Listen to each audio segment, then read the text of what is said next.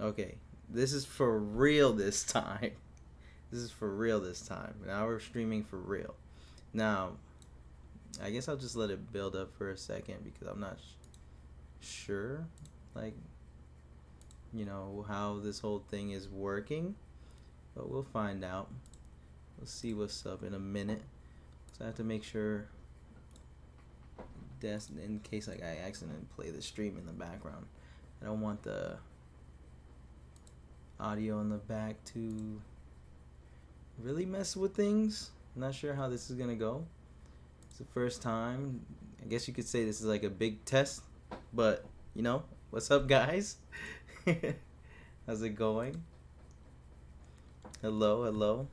So obviously, as the stream is titled, I want to talk about some My Hero Academia controversies today. First stream, let's go, boys. Sorry, but let me bring down this page real quick because this page that I'm looking at has like all of the controversies on it, and I do want to, talk about it because when it comes to My Hero Academia, there's a lot of stuff within the fandom that people get mad about, right? It happens all the time, especially like when we're looking at new chapters and stuff like that, which sometimes I can understand with new chapters, but not all the time because sometimes I do feel like people are very nitpicky with what's going on. And also, by the way, sorry if like you can hear the fan and stuff like that. I was gonna leave the AC on, but it's hot, so the fan I left on because it's a little more quiet. So sorry if you get a little bugged out for that, but yeah, like I was saying, a lot of people get really mad at certain things that happen with My Hero Academia, and it sometimes it gets really big, like when it comes to very controversial topics like shipping and obviously characters' names. If you don't know, you might know what I'm talking about. But like the whole Dr. Ujiko situation that happened, I believe a year ago or so, that was intense back then because My Hero Academia got banned in China at that point. But we'll get into that in a little bit. First, when it comes to controversies, I do want to go over I guess the biggest one, not really the biggest one, but the one that's still very prevalent today ever since the beginning of My Hero Academia, which is shipping, the whole shipping wars and all of that. Let me see. Surprised you don't wait a bit to start.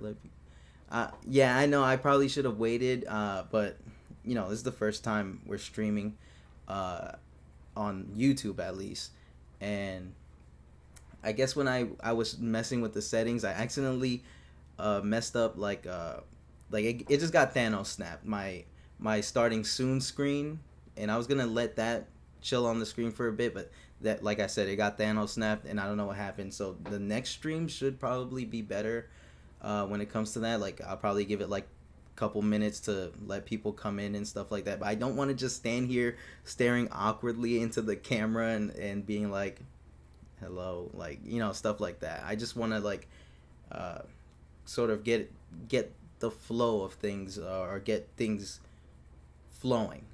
I'm sorry, I'm such a bad speaker, but yeah. So I just don't want to stare into the camera that long because this is going to be a stream that is going to be able to be watched later on. So for those of you who do miss the stream or who come in late who want to see the us talking about the controversies from earlier, then obviously you will be able to have that chance later when the stream is done, and you'll be able to go back and rewatch the parts that you missed. So that's why I kind of don't want it to be too much of a like just dead silence in the beginning. But yeah, Travis Packard, hello. I found your channel a little ago and would like to say I really enjoy your videos and thoughts. Thank you. I'm glad that we have a community here that I was able to create a community that is interested in stuff that I have to say when it comes to My Hero Academia. So thank you. I don't really bother with shipping, to be honest. Like I like Deku and Uraraka, but that's about it. But yeah, so thanks for saying that because shipping is like one of those big things in My Hero Academia. Getting back to the topic of controversies, where a lot of people you'll see on social media just fighting about it, and it's kind of a crazy thing to look at because I'm someone who personally, yes, I do have like my little ships and stuff like that because I do think certain characters look really good, or I'd be like, hey, they look cute together, right? That's kind of like how I am when it comes to shipping. Like I say, hey, Todoroki and Momo look cute. I think that'd be a cool ass relationship maybe in the future. Maybe they could have some cool kids with cool quirks. And that's pretty much the extent of the way I ship. And I am also a fan of Uraraka and Deku. I do, when it comes to shipping, I like there's some ships that I'm like, I want to see that happen, right? But I don't really go overboard with it because, like, I'll get into a second. There's like a good amount of people who kind of take it to the extreme. And what I mean by that is I don't mean like certain groups of shippers are necessarily bad, but the people in those groups can be very, very toxic. And like I'm I don't want to get canceled or anything like that, so I'm just gonna name a couple of groups that do have very toxic people in there. The Baku Dekus, that is one group that I tend to see a lot within My Hero Academia Twitter, or like just people talking on Twitter and stuff like that. And there's a lot of people who have the Baku Deku name within their actual usernames, and sometimes when I see them tweeting or when I see some tweets, it can be very toxic because and obviously there's some delusion in there mixed with it. Like I said, I'm not trying to get canceled. I'm not saying that they're wrong for thinking this way. I don't care what you ship. I'm gonna just say that right now. I don't care what people ship, but there is a certain level of delusion when I see like the Kiribakus and the Baku Dekus, because they tend to really hammer in that this is something that is going to be canon, which we don't know what is going to be canon when it comes to relationships, right? Even an Izu Ocha, it could possibly not happen, even though it's been built up that it's going to happen, or that it might be something that is what Horikoshi is going for.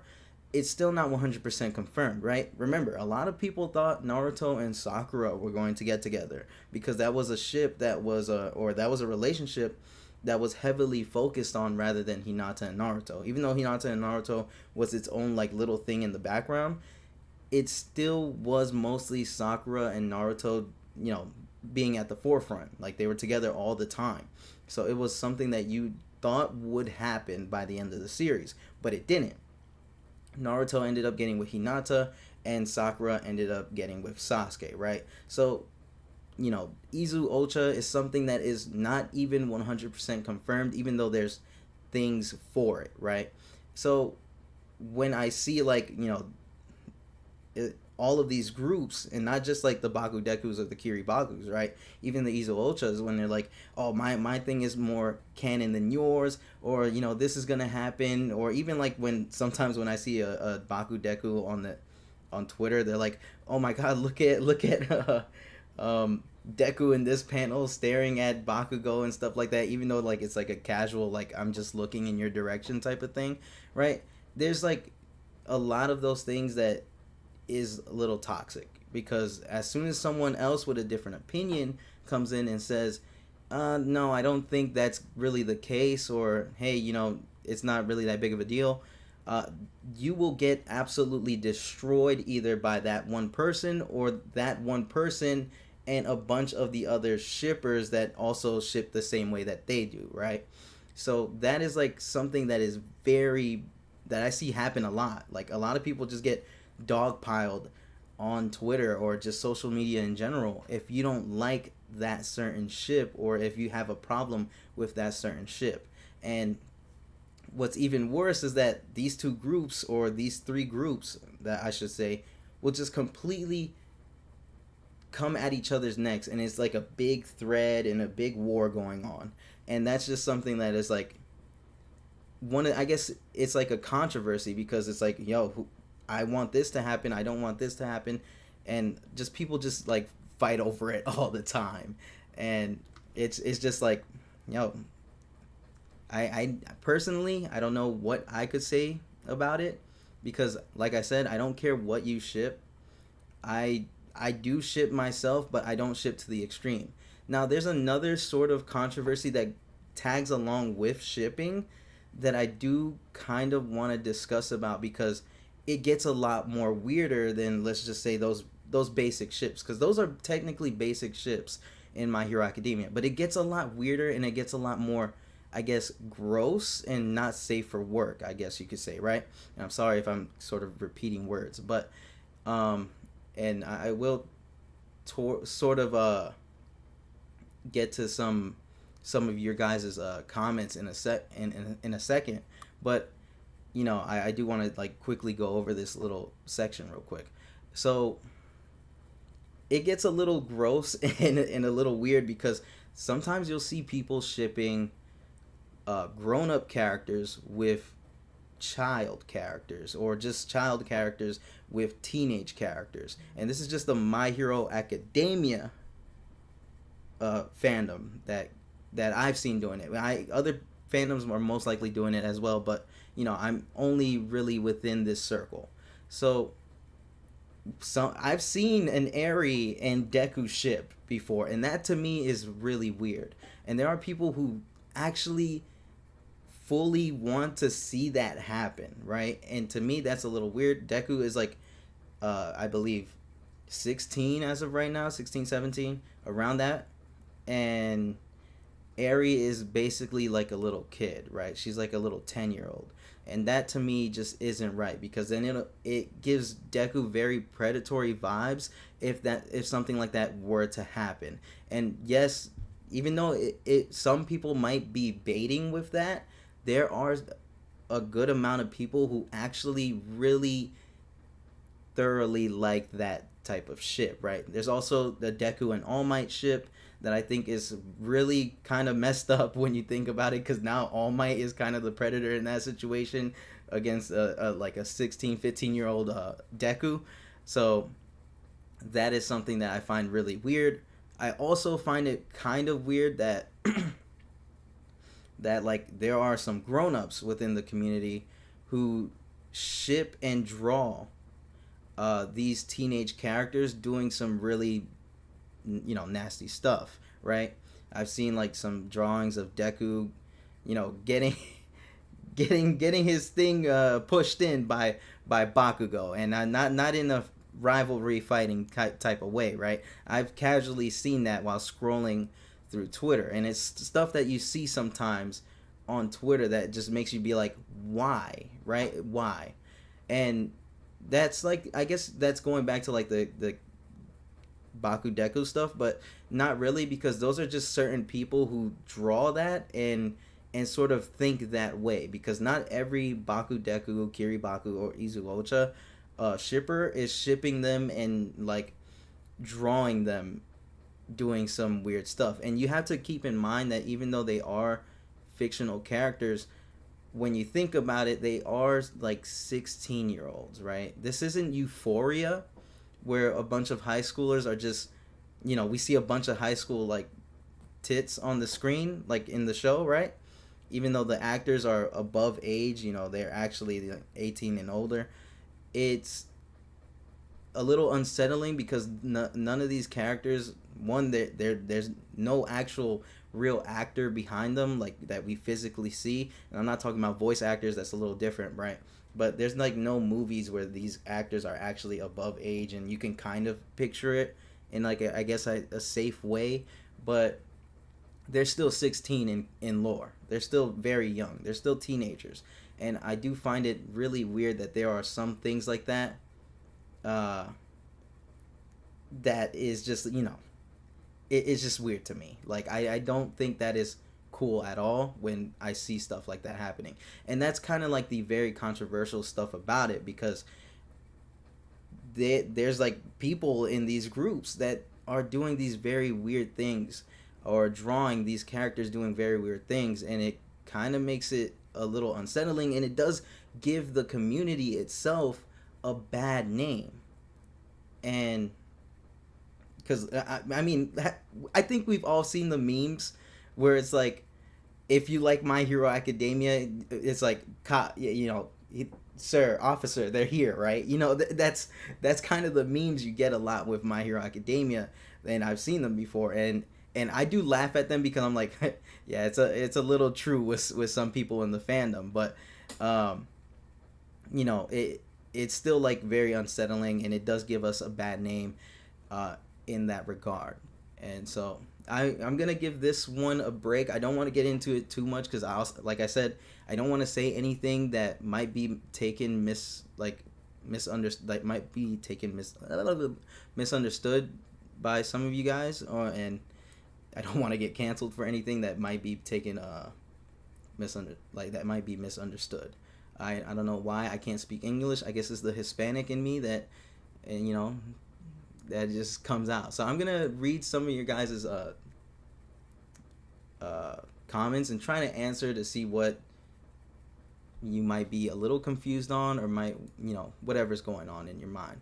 So I'm gonna start oh yeah, I think I saw someone ship Deku with Eri. Yeah, that ship is, like I said, it's dirty. It's a little dirty. It said, bro, people ship All Might and Eri and other stuff. I know, man. That to me is kind of sick in a way. But now my problem comes when certain My Hero Academia ships glorify ships as if they're the most important aspect of the series rather than the actual plot. Yes, that to me is something that does bother me a little bit, because a lot of the times you'll have chapters releasing or panels come like showing off or showing up, and it's like, oh my goodness, look, this is gonna go good with the ship and stuff like that. And it's like, yo, there's something bigger going on in My Hero Academia right now that's not about the ship, or that isn't about the ship, right? It's not always about your ship is bigger than this whole thing going on. I want to see action. I don't care about really much the ships all that much, right? I do care, but that's not what I'm here for, right? I'm not here to watch these characters hook up. I'm here to watch Deku become the greatest hero like he said he was gonna do, right? So, you know, that's pretty much how I do feel you on that one, definitely. Fan service is controversial in MHA. What the hell? Even it has been a thing in anime / manga since the very beginning. I'll get to fan service in a bit. Because I do have my thoughts on that. All Might is like 50 plus. Yeah, All Might is 50 plus, and people are shipping him with Deku. And I believe I've even seen an Eri one. And I do think there is a Bakugo and Eri ship too, because of certain drawings where Eri is mimicking Bakugo. Yeah, a lot of fans are young, so they aren't mature enough to handle certain things. That is true. I don't mind if teenagers, like, who are very younger. I'm 23, and I don't, because I remember, like, back then when I was young, I was a teenager, I was like, damn, she looking right as a like, you know, anime character, right? So freaking, like, you know, I'd have my, like, little crushes growing up on certain anime characters, and it's not a big deal. I don't think that is a big deal, because obviously a lot of these anime characters, manga characters, they're teenagers, and so, or they're teenagers or just straight up kids. So, like, if you're around that age and you find certain characters attractive, then it's whatever. Honestly, to me, it's whatever. I don't really care what other teenagers think of other teenage characters. So to me, that's fine. I don't really care about that much. But all the, you know, as an adult, like, right, I'm 23. As an adult, I do find it weird that I see other adults shipping these younger characters. Well, not shipping these younger characters, because I don't care about whether you think they look good together, right? Because I think certain characters look good together. But I think it's weird when I see other adults picturing and imagining these characters sort of like doing the nasty, right? Because that's a little bit unsettling to me, at least. And I do feel like, from what I'm seeing, a lot of you do feel the same way. Do you think it's weird when artists age up characters like, oh, I can't pronounce that, on Twitter, who draws MILF Ochako? I do think it's a little weird, and I say a little because, uh, well, these characters are eventually going to age up. Yes, that's an inevitable thing. But like I said, we don't know what's going to happen in the future. Ochako could very well just die, which I don't think that's going to happen at all. But that is a possibility because the series hasn't ended. So anything is really possible until the series actually ends, and then we know everything that's happening or that's happened by the end, right? So I do think it's a little weird because you're sort of imagining how a younger girl or a teenage girl is going to look in the future, and then you're getting off by it, right? That's the weird part about it. I don't think it's weird to draw a character if they're older and there's nothing really bad going on. Like, I don't mind if someone drew Ochako as an older hero, right? But I do think it's weird that someone would draw Ochako as a MILF, right? Because they obviously, you're trying to get off by it. You want other people who think like you to sort of find enjoyment in seeing a sexy version of this teenage character. So I do think it's a little weird to sort of age up a character in order to draw them in a very provocative and sexy and nude way. So I do think that sort of does have its problems. But like I said, if a character is being drawn or aged up and being drawn as like what they possibly are doing in the future, then that's different. But if you're aging them up and drawing them to do nasty stuff or like very unsafe things that not safe for work, not safe for YouTube, then that's its own little problem in itself. So yeah, I do think that's weird, but to a certain extent, it depends on how it's being done, right? If you're drawing him as a hero, cool. Drawing him as a MILF, I mean, so that's his own thing. Now, let's get into the second topic. Should I just jump into fan service? 'Cause I do think when what was his name? Bin Talib. I'm sorry if I pronounce your name wrong. I just said the last two words in your name, but sorry. Again, I am not going to be able to pronounce everything correctly, but yeah, let's get into the fan service controversy, right? So fan service has been a very big controversial topic on social media a lot, right? That is something, especially when it comes to My Hero Academia. Remember, these are teenage characters, and sometimes they don't have clothes on, right? We get scenes where they are in the group showers or the gender separate showers, and maybe Mineta in one scene is trying to take a peek, right? Homie's just trying to get a peek of them cheeks, and he doesn't succeed, but we do see maybe Ochako's back or some under boob type of some panels in animation, right? Sometimes we do see these characters body a little bit more than we probably should. And I don't think it's necessarily bad. I don't think fan service is necessarily bad because there's two sides of the coin. And I do want some of you to not rush and violate me when I say this, but because I do think we should be able to listen to what the other person has to say and then give our opinions afterwards. But there's two sides of the coin, right? There's fan service for guys and there's fan service for girls. If you have a problem with the fan service for guys, when we see female characters looking very nice, looking sexy, probably doesn't have a lot of clothes on, or their costume doesn't cover a certain amount of skin, then you should also keep that same energy when it comes to the female. I was gonna say the gays, but I mean the female gays, not that, but the female fan service, right? Where we see Todoroki without no shirt and he's all abbed up and he looks good, right? That is also technically fan service, but for the other gender. And a lot of people don't want to admit that because it sometimes doesn't fit the narrative that they're trying to go for, right? A lot of the times when you see on Twitter, it's always, oh, Horikoshi just is only looking out for the guys. He hates women. There's always, Momo has some of her costume parts missing, or it isn't covered up properly and it's inappropriate and stuff like that. But then you'll have scenes of like Bakugo, Deku, and Todoroki. They look good. They're physically fit. We have a swimming episode where we see the characters, the male characters, look really good, right? They look good. They have abs. They have the little sweat glistening off their skin, right? That is for the girls. That is for the women who enjoy the series and they want to see that sort of stuff. So I do think that, hey, there's two sides to the coin, right? You can't just have one. You can't not have one, but then have the other, and only be mad at one side, but never get mad at the other, right? So I do think fan service is okay.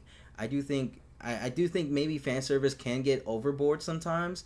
But in My Hero Academia, I've never really felt like fan service kind of like threw me off or anything like that. And personally, I don't care, right? I don't care about the fan service because we don't really get that much, right? We don't.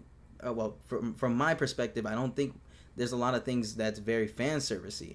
What the most that I've seen people freak out over is Mirko, and that's, I guess, because her costume design, right? But going back to like Momo, for example, Momo's costume, obviously things happen. She uses her quirk and she breaks the top of her costume, right? And obviously her chest is revealed, but we don't really get to see that, right? That, to me, a lot of people, well, not to me, a lot of people had a problem with that. They were raging on the internet back then because of Momo's costume design. And then Horikoshi, which I take things from in world of My Hero Academia. If something is said in the My Hero Academia world, I think we on the outside as readers should take that as, reasons why certain characters look the way they look.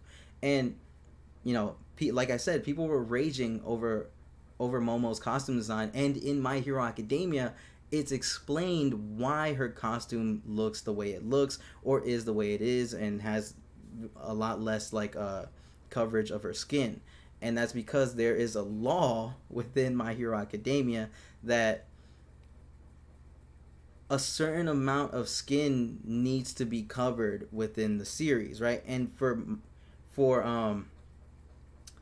Momo, her quirk, in order for her quirk to function well with her costume, she needs to have a lot of skin showing. Remember, she uses the lipids within her body to create stuff, any kind of thing that she wants to, and it comes out of her skin. It comes out of her body, like from within her body to the outside. So something like Mirio, where he can make his costume sort of permeate with him, that would not work with Momo at all. So she needs a costume that allows her to have a lot of skin showing, so that way it's not a problem where her costume is getting in the way. But with that law being put in place, she needs to have a certain amount of skin showing. And even Momo herself, either within one of the extra pages, or she even herself had said that her costume would have had more skin showing if it wasn't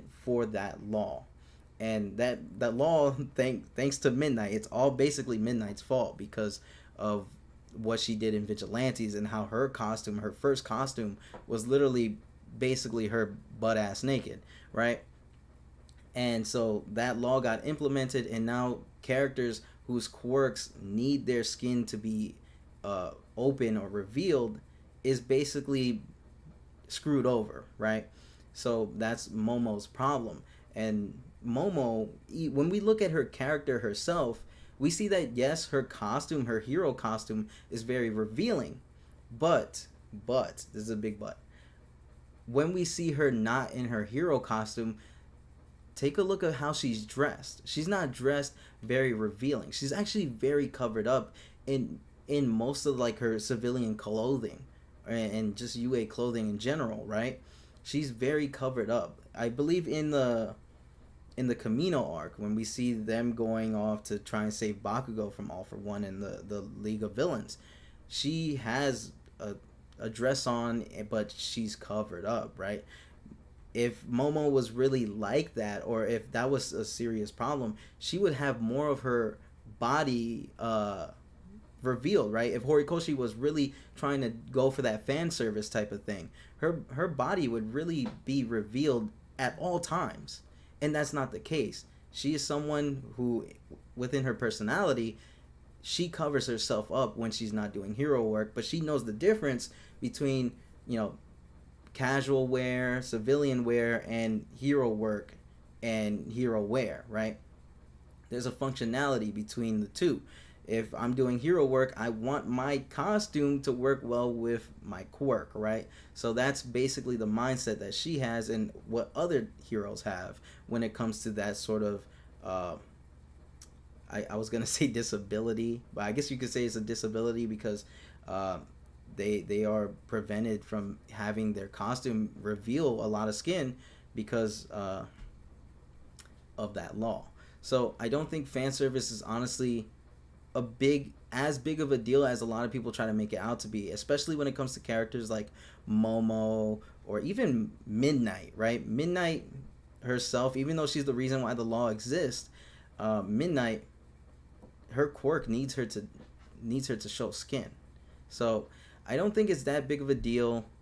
Like I said, there's two sides of the coin, and I do think a lot of these My Hero Academia controversies are a bunch of non-troversies, because when I really look at these controversies, I'm like, you know, it's like I don't know why there's people mad about it. That's kind of my perspective of it. Now I'm gonna read some comments, because I'm basically done with the fan service part of it, and after we get through some of what you guys are saying, I'm gonna get into the woman stuff, the Horikoshi hates woman thing. So that's gonna be a very interesting one. And I have, even before I started streaming, I was like, let me kind of go over what I'm going to say for that section, because I know if I mess up, I might get canceled, and that's for a first stream. I'm really risking it, guys. But let's go over these messages. Let me get a sip of this water. Stay hydrated. I could look past Mo's costume a bit, since it is meant to help her use her quirk better. As long as nothing too inappropriate happens, it's fine, in my opinion. One of my friends is mad with Hagakure basically just wearing gloves and boots, and I would agree if Hagakure could make things invisible, but I can't remember if she can do that or not. No, she can't make things invisible. If she could make things invisible, then her gloves and her boots would also be invisible, and then that wouldn't be that much of a problem. And I do get the Hagakure thing. The Hagakure thing is very, I guess to say, it's controversial in its own right, because she is a teenage girl who keep in mind, is trying to be a hero, but she's practically naked, right? She's practically naked because her quirk only affects herself. So she's invisible all the time, but everything else around her doesn't turn invisible along with her. So she is, so her quirk doesn't affect anything around her, right? And so she needs to be, I guess you could say, naked in order for her quirk to function best. And I guess some could say, like, well, why doesn't the My Hero law affect her? And that's because she isn't visible, right? Maybe if somebody like Eraserhead had erased her quirk and she lost all function of that invisibility, that would be a problem, of course. But that's never really happened. And even though, you know, that is its own problem in its own right, with a teenage character like that being naked all the time, it's still kind of her choice. And yes, Horikoshi did write it that way, but, you know, she's doing it. She knows what she's getting into. Other characters knows what she's getting into too. And a lot of the time, a lot of the characters don't pay no mind, right?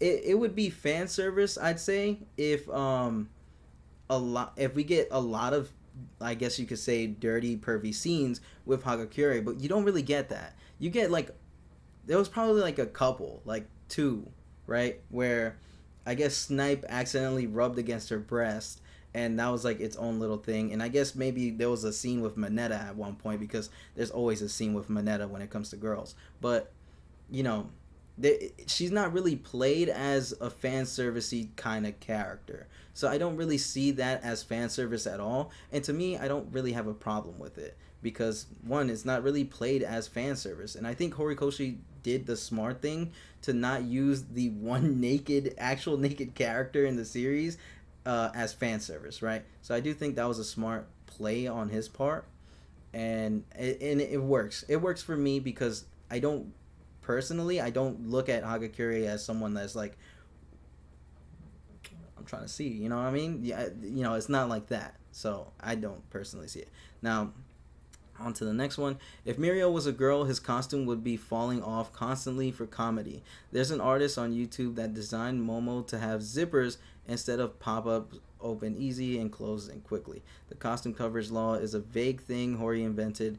It has nothing to do with design, really, because he wouldn't make a super revealing design anyways. Now, with the I've seen the costume design for Momo, like if Momo had a costume design, I've seen people like redesign it, and that is so inefficient. The whole zippers thing is so like inefficient in its own way, because like, bro, if you're in the middle of a fight, you're gonna be like, oh, give me a second, let me unzip my thing so that way I could create something to fight you with, right? That's very inefficient. That's not it. It's not proper function for the character. It's not proper function for a battle, right? The costume isn't gonna work well with the character if they have to every time stop doing what they're doing or stop trying to defend themselves to unzip something or to zip something up because they don't want to be revealed or anything like that, right?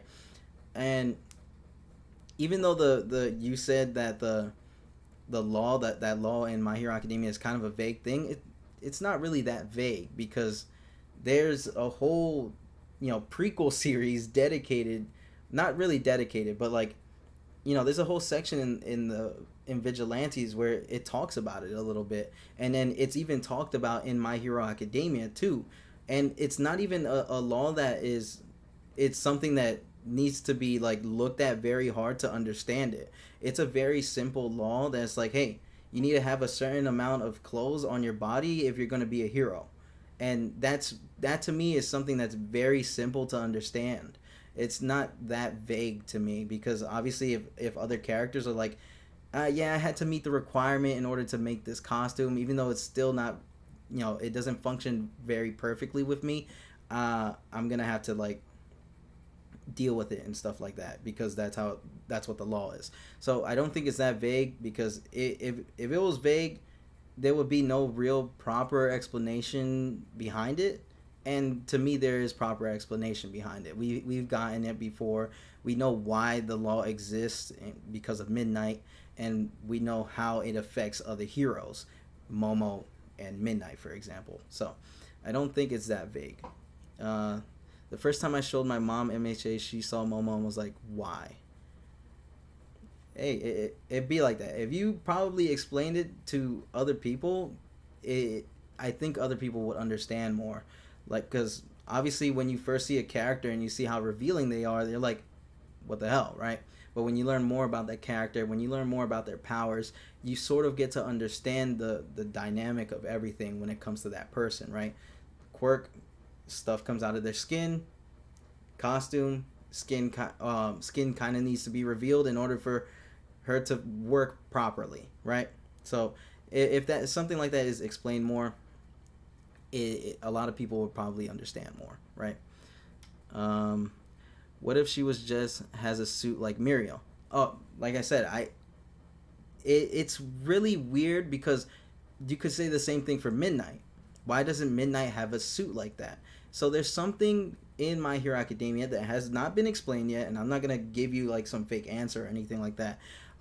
There's something in My Hero Academia where it only works with certain quirks, and so like the tail splitter girl from Class 1B, her quirk or her costume has that implementation where her DNA is implemented into the costume so she can kind of like replicate it, right? And Mirio has the same sort of thing. His hair is integrated into his costume, so when he permeates, his costume permeates along with him.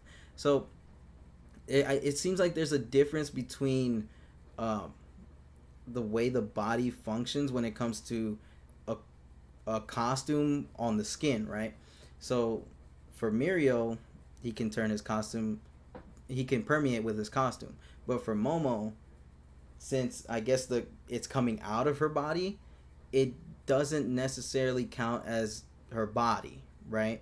Because it's its own separate thing. So that's why it tears through her costume. That's why she wasn't given the ability or the opportunity or the choice, my fault, the choice of implementing her DNA within the costume, because when things come out of her body, that's not her DNA. Yes, it was made with her lipids and stuff like that, but she's changing the molecular structure of items or to create items, right? She's changing the molecular structure of those lipids to make those items and to make them what they are. So she's making gold. She's actually really making gold, and her DNA is not going to be a part of that, even though her lipids were used, right?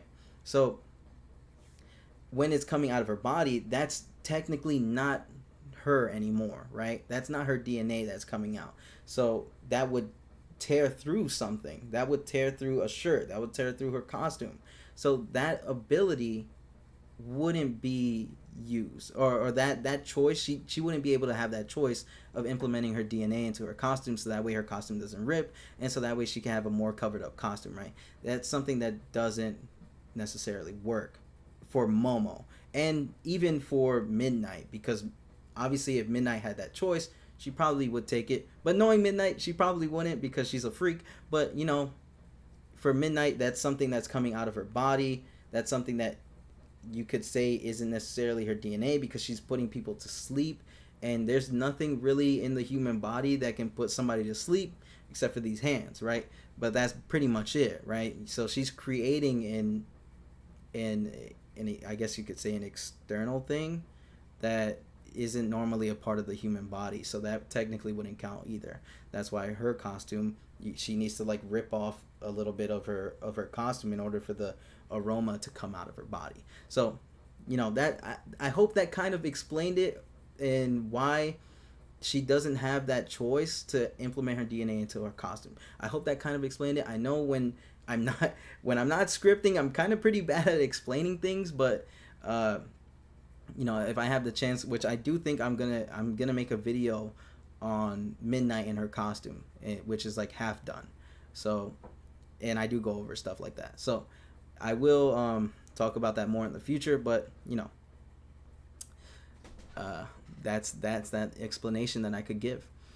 So let's continue on. I understand how you would think that, but one, the zippers can pop open super easy, and two, she has to stop and create stuff anyway, so it's not like she would be spending that much time just to swipe a zipper. Actually, there's kind of a problem when you said that, because she doesn't necessarily need to stop.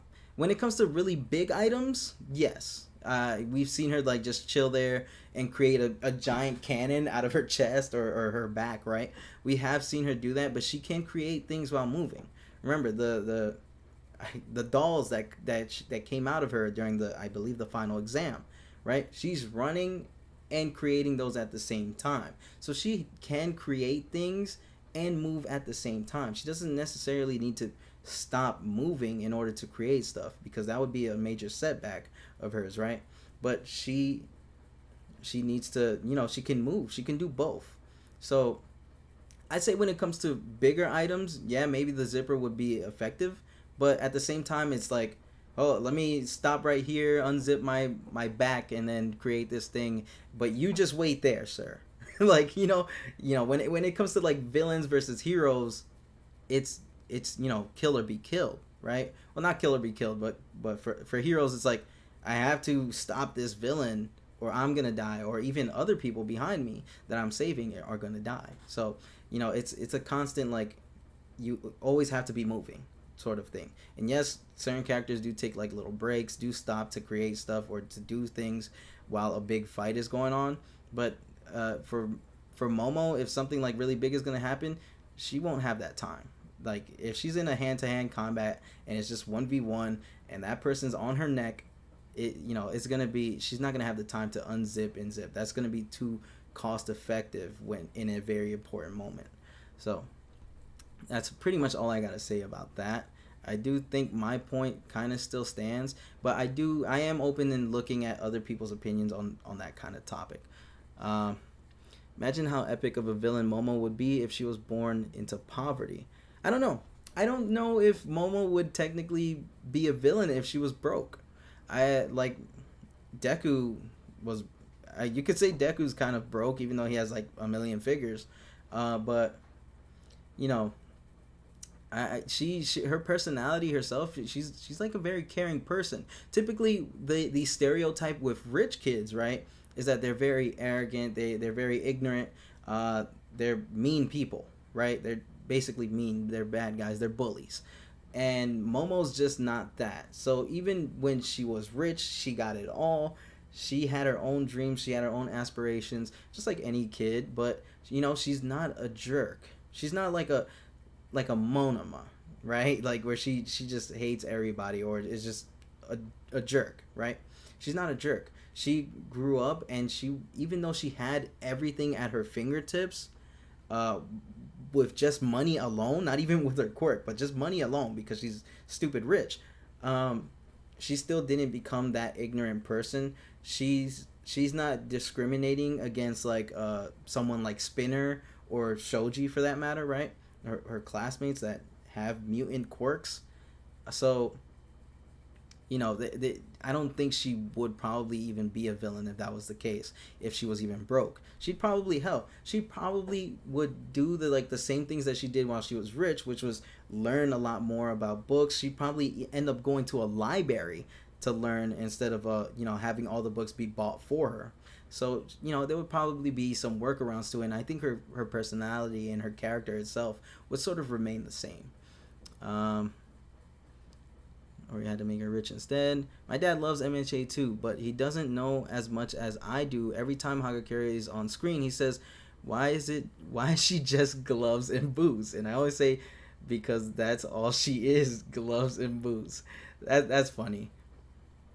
Missed op for sure. Also, maybe Momo could use a Velcro. Velcro wouldn't be bad. Actually, I could get down with some Velcro just because it's not a thing that you have to like unzip like a zipper. You just go, right? Velcro is easy to open. You just tear it apart real quick and then, you know, put it back in if you want. So Velcro actually wouldn't be that bad. If you really want to go for the let's cover up Momo's whole body, then Velcro wouldn't be that bad. Honestly, I'd like instead of like a zipper design, a Velcro design wouldn't be bad, especially if it's going to work with the law that's already set in My Hero Academia. So that'd be pretty cool.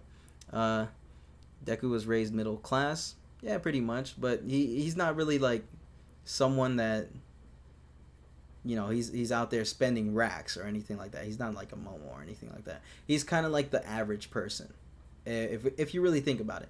And even Bakugo is technically viewed, you could view him as the average person because he's, you know, they don't really focus on his like home life or like how much money he has, even though he's like, bro, I don't care, you know, just take the money, I don't care, I got it, right? You know, it's just like Deku, Bakugo, hell, Ochako even though she's like the brokest one there, they're typically viewed as the average person. And someone like Tenya or Ida and Momo, they're the higher end class students. So yeah.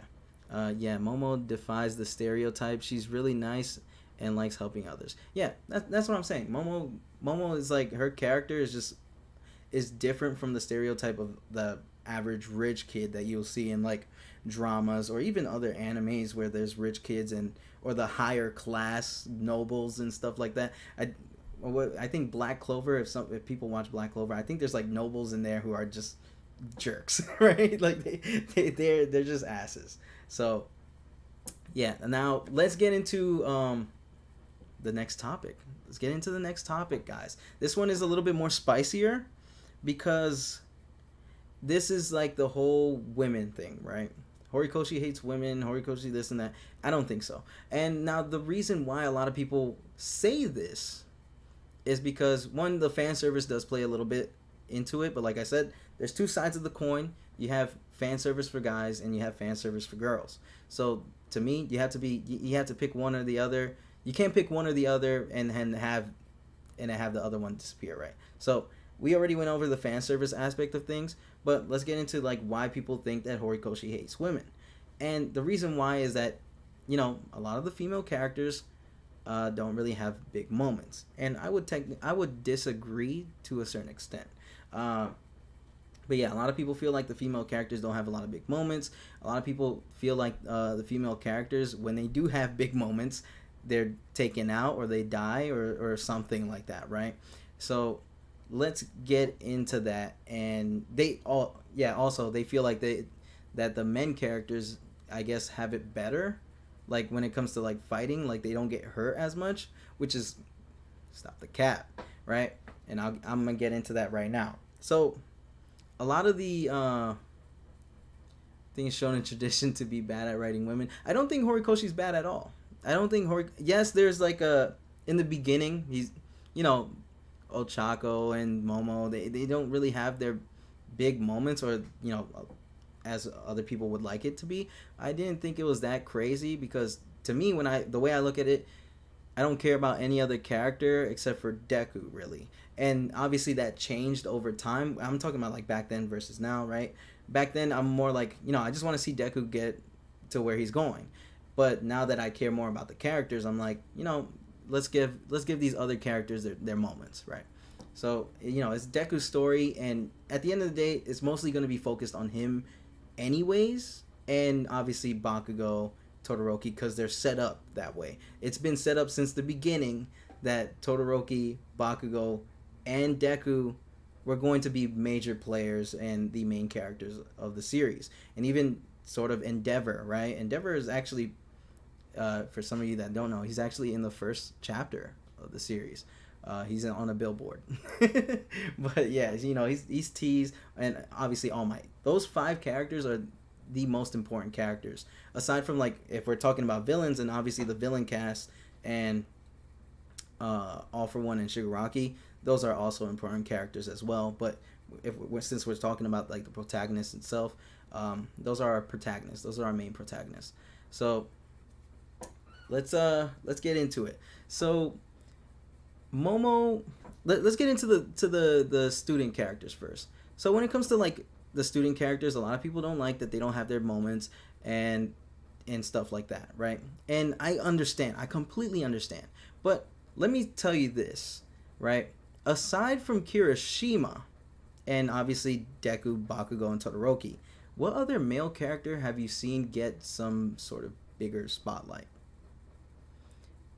You don't really see that, right? So there's not, you know, other than Kirishima, that's like the only character that's a guy who's a student that kind of got a bigger moment, right?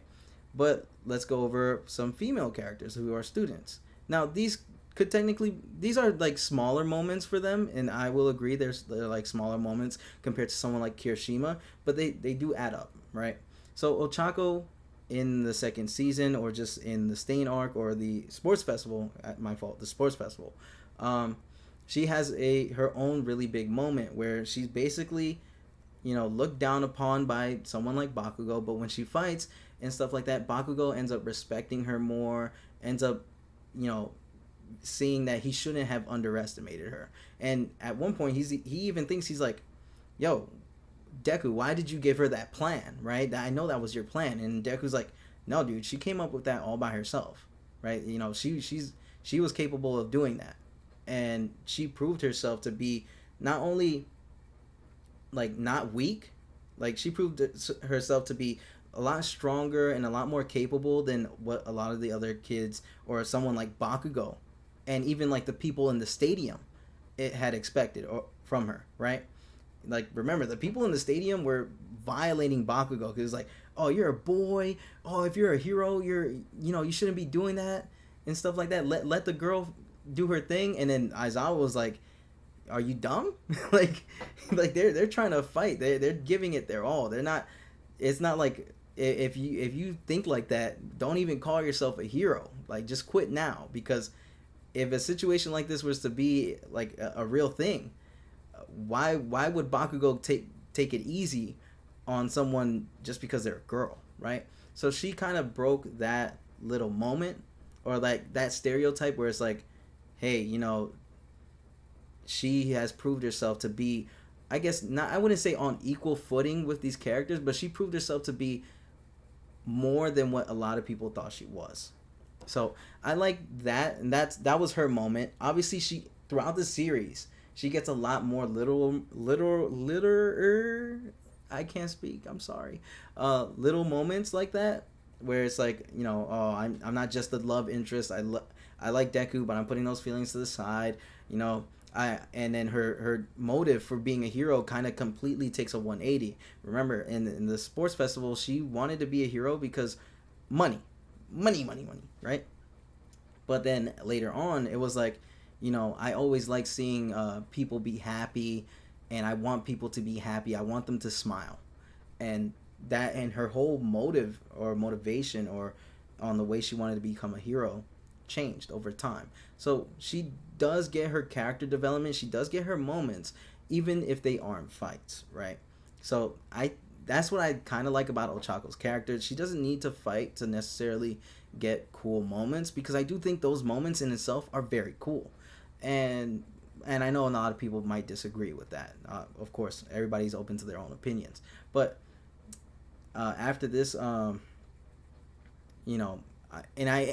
all right. So when it comes to Ochako, I do think kind of her fights are a little lame, right? I will admit it. Ochako's fight against Toga during the war arc, and I guess spoilers for season 6 for those of you who haven't read the manga, but I'm assuming that a lot of you have.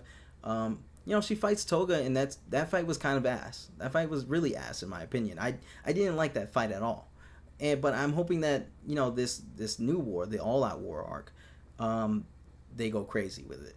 So I'm hoping that I know she will eventually get her big moment, like a big fight moment. But besides that, I do think her character development and the way her character has been treated was all right. It was decent, right? Now Momo, unlike Ochako, is not really a part of the main group, right? Because Ochako was set up to be like, or was set up at the beginning to be a very a part of the main cast. She was a part of Deku's friend group at first, and they did some things together, right, with Ida. So they had that connection, and you think she was going to be a part of, well, like the main female lead, and she technically is still, because she is the one female in the manga that I guess you could say has the most character development out of everyone, or at least screen time, right? So she is that female lead. She is that female lead in My Hero Academia. But Momo isn't that. Momo isn't that at all. She technically doesn't even need to have development when you think about it, because she's just a side character. And a lot of side characters in certain mangas, and even some big popular ones, don't necessarily get character development. So Momo surprisingly does have character development, right? In the beginning at the sports festival, like a lot of things start off at the sports festival, but at the sports festival, she loses a lot of confidence in her abilities, in herself, and she's very like depressed about it, I guess you could say, right? She doesn't have that confidence in her abilities anymore, and she's losing that sort of leadership role. In the beginning, she was like more confident. She had more of like that say of a leader.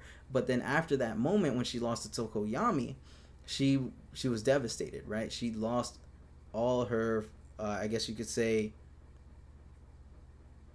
motivation.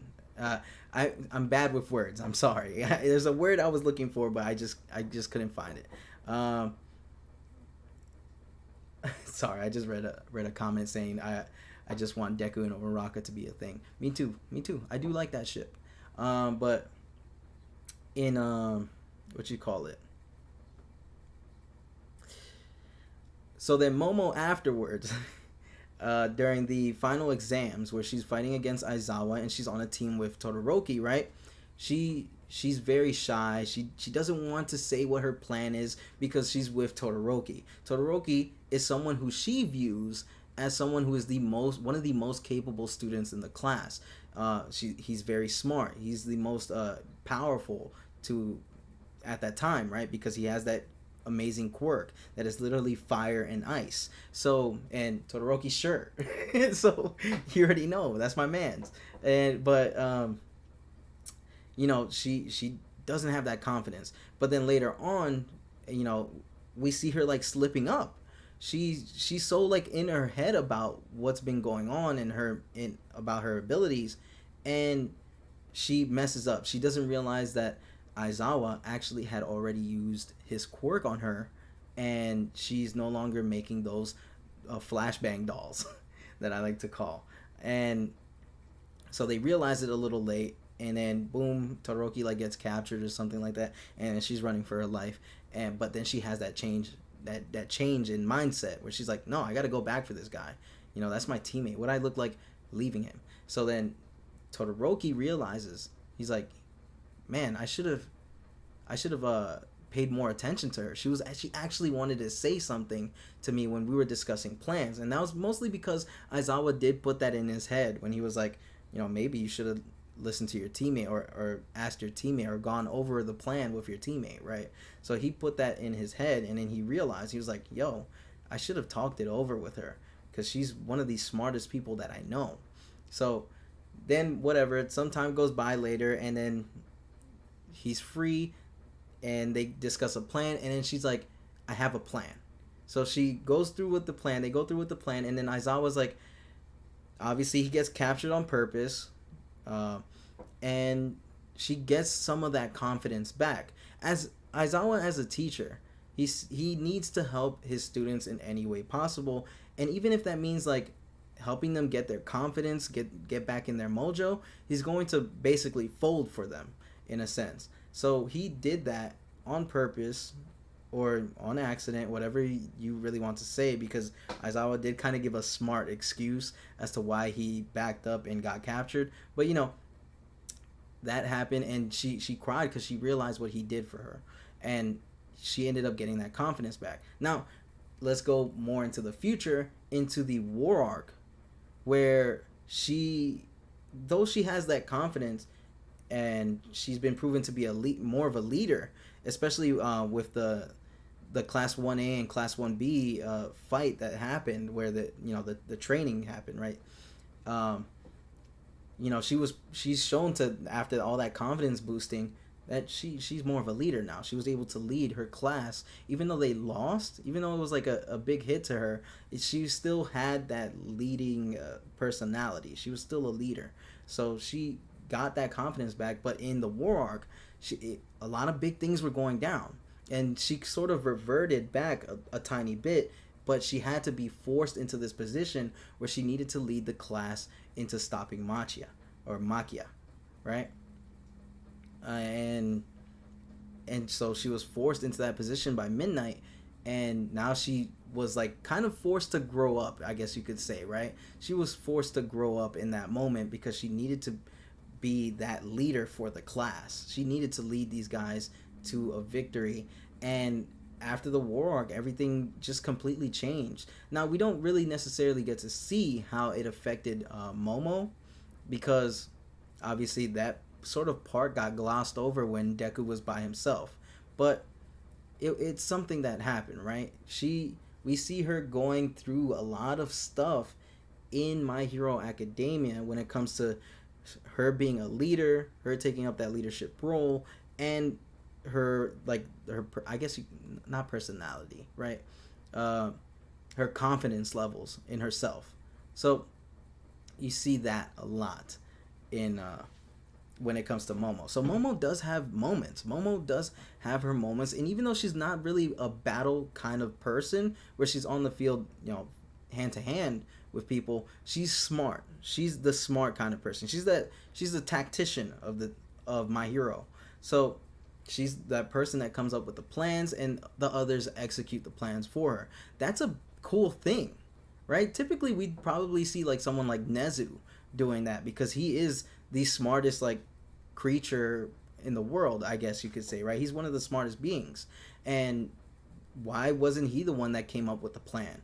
But Momo was the one that did it. Momo, a teenage girl, had to be forced into this position where she needed to come up with something to help in this war. And she did. She came up with a plan to stop Machia, and it worked. It worked later because it needed to take its time to affect him, but it ended up working. And that's what I kind of liked about Momo's character, because if Horikoshi didn't really like women like that or hated women characters, she wouldn't have even gotten that moment. She wouldn't have even been the one to come up with a plan and stuff like that. So I don't think that's something that really affects it, or that applies to Momo or Uraraka. Now, other female characters like Mina, Hagakure, and stuff like that, yeah, they don't necessarily get that character development. And like I said, I don't think every character needs to get it. We look at all of the Class 1A guys, how many of them have big development moments? Hell, Jiro, a female, another one, right? A woman. Gets a moment too with Hero 2 in the Gentle Criminal arc. She has her own moment as well. Like I said, not a lot of guy characters, at least in Class 1A, don't necessarily get that moment. They might have fights, right? They might have fights, and that is one thing I'll give to the argument is, yeah, not a lot of these women characters end up fighting a lot, but they do have fights, but they don't really get that developmental moments that like the way Ochako or Momo or even Jiro does, right? So now moving on from the Class 1A girls, let's go into the pro heroes, which I think this is where the argument sort of really comes into play, and why I think it's not what a lot of people think it is, and that is Mirko, right? Mirko has a humongous big moment in the war arc. She plays a big role, right? She's the main reason why like things were going down, right? She went crazy. She fought 5 near high-end Nomus, right? Which is a Nomu, even though it's not a high-end Nomu like the Hood high-end, right? That fought Endeavor, they're still basically on that level. And she fought 5 of them. And she even took out some, right? She took out some with them thighs. so she was going crazy. She has a big moment in that arc. But just because she got hurt, or just because she got beat up really badly and she lost a limb and some body parts, Horikoshi hates women for that? Horikoshi, at one point, like when the chapters were releasing, or even before that, it was before that, before the war arc, he was like, oh, Mirko's such a cool character, I can't wait to draw her more in the future, right? How can someone who hates female characters get that excited to draw a female character, or to give a female character such an incredible moment that the fandom was going wild for, right? That to me just doesn't make sense, and it doesn't help the argument that he hates women. So what? She got beat up at the end. She's fighting 5 near high-end Nomu.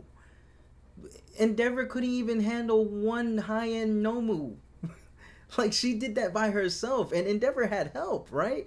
Endeavor had help, even though the other guy could talk.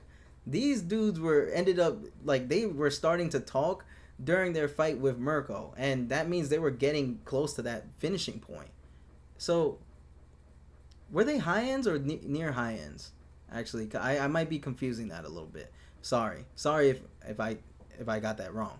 But these are high end Nomus, and she's taking them out. She's boxing with them, and even when she was fighting them, she was still going to her original objective, which was to uh, uh, destroy the Shigaraki tank, the little tank that he was in.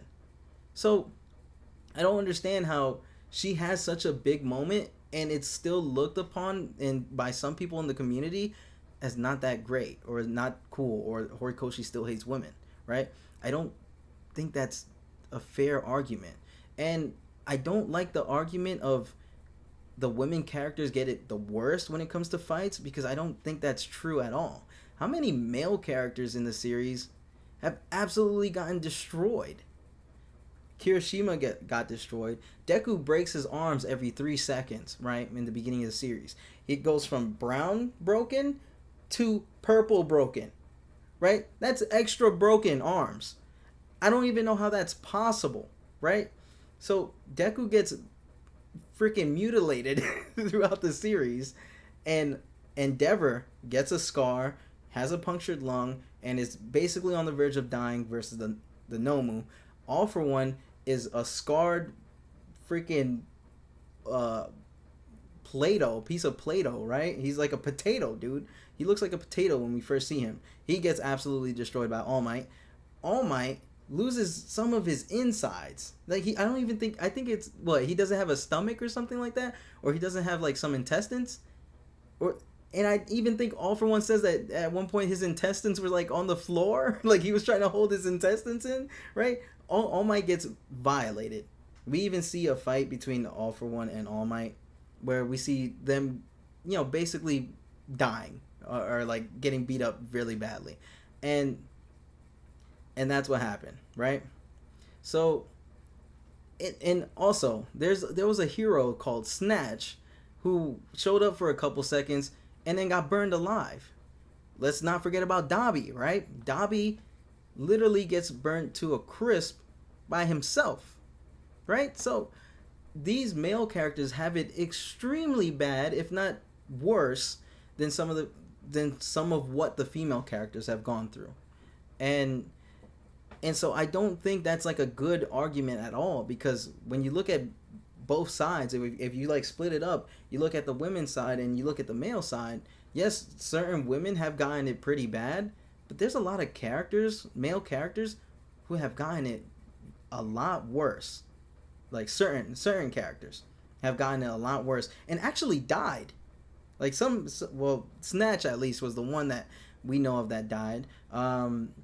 Majestic got stomped on by Machi. I don't even want to know how he looked after that, right?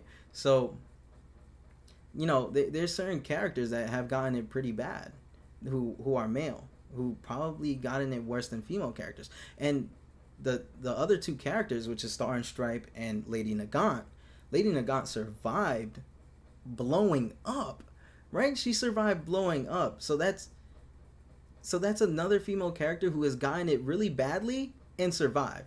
Snatch died. Majestic got stomped on, died, right? Midnight, yeah, she's a woman, but she died too. So it's basically sort of even, right? It's 2 for 2 at this point, if I'm doing the math correctly, right? I guess Magni too. Magni died. She died twice, 3 for 3, right? So it's kind of like even in a way when it comes to character deaths. Of course, you can show me in the chat. You can tell me more, like other characters that might have died or have died who are male and female, and you could tell me there. But right now it's 3 for 3, right? So let's go to midnight. Lady Nagant. Lady Nagant was a badass. I don't care what anybody says. Lady Nagant was that badass. Well, and that's not even getting into Star and Stripes, because I love Star and Stripes too, right? I'm probably one of the few people that do, and because I've seen a lot of people hate Star and Stripes, which I don't know why, but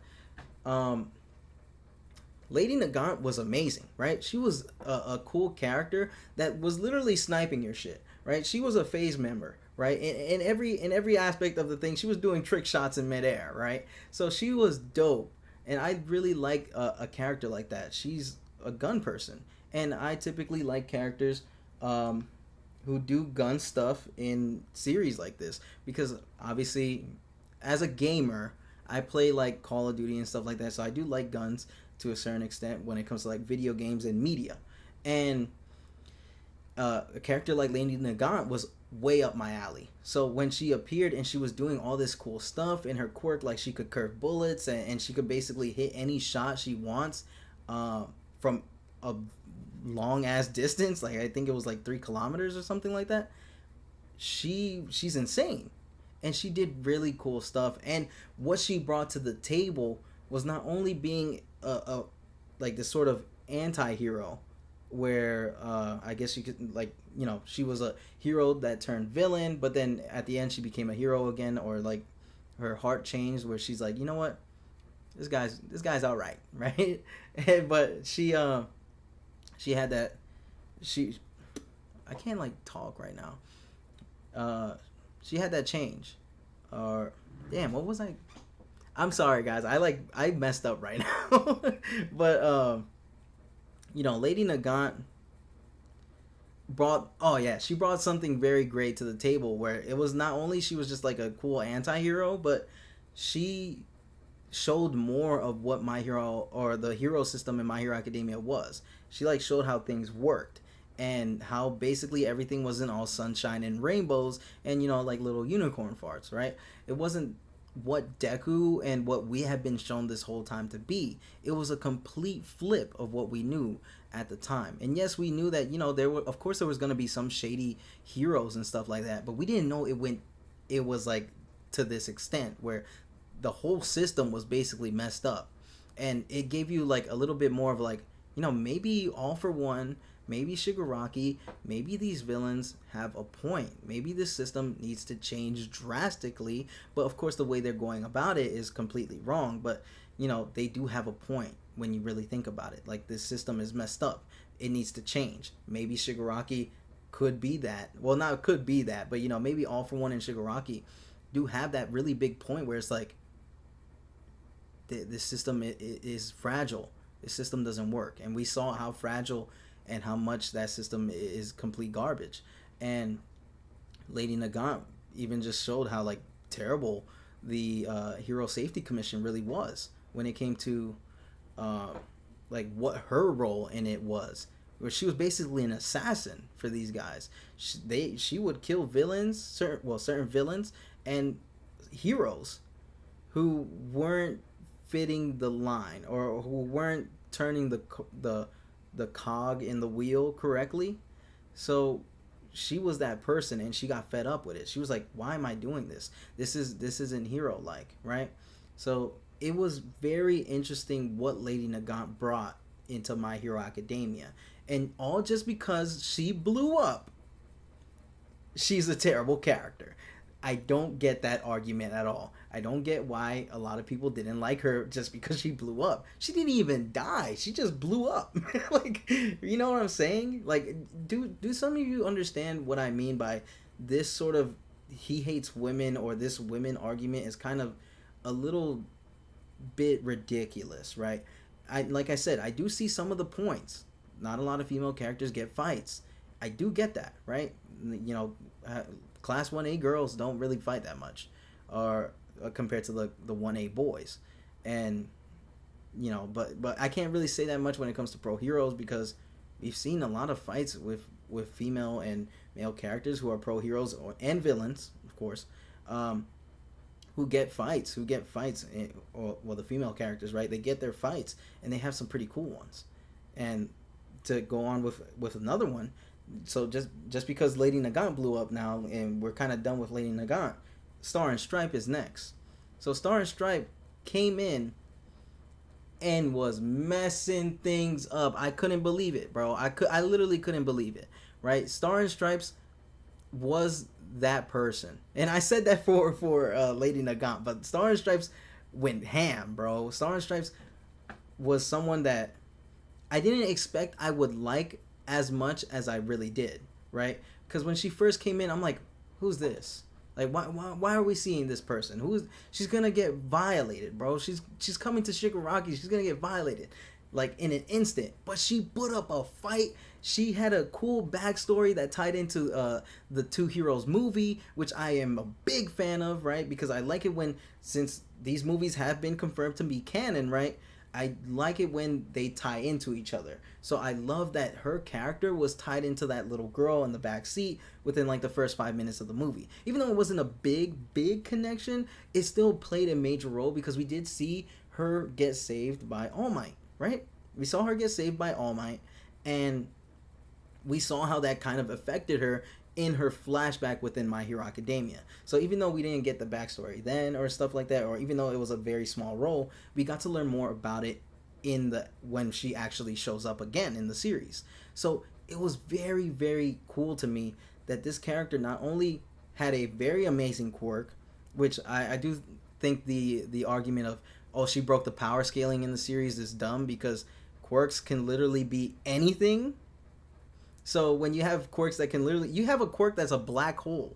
When you have a quirks that can literally be anything, that means anything is possible. So her being able to like manipulate reality the way she can, and it has like those little drawbacks where, you know, that item that you say has to know what it is in order for it to work when it like working on a sentient being, you know, that something like that is cool. I like those setbacks. I like the way Horikoshi gave her a very overpowered quirk, but then also de-escalated it a bit in the series, where it's not very overpowered, like super overpowered. It's not like a JoJo's character, right? Like I feel like JoJo's character's abilities kind of are a little bit broken.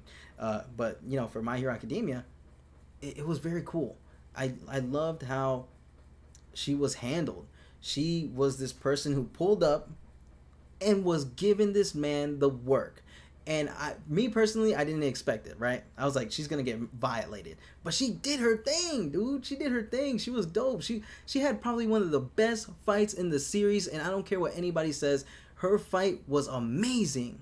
Her fight was one of the best fights in the series, bro. It reminded me of something like Dragon Ball, with how crazy it was, right? There was like beams. There was she freaking turned herself into like a kaiju, I guess you could say, right?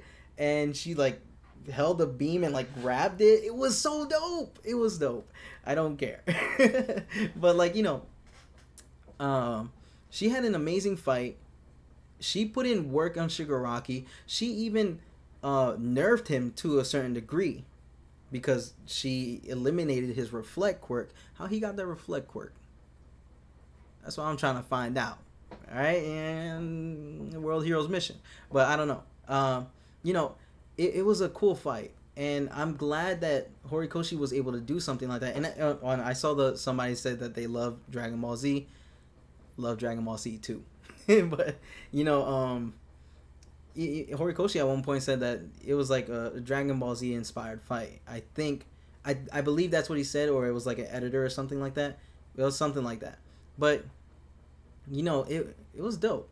And just because like she died at the end of that arc, her character was ruined for people, or they were like, I saw this coming, I knew it was too good to be true, this and that. What did you expect? She was fighting the main villain of the story, the main antagonist, or well, I guess you could say the second main antagonist, depending on how you're looking at it, because All For One is there.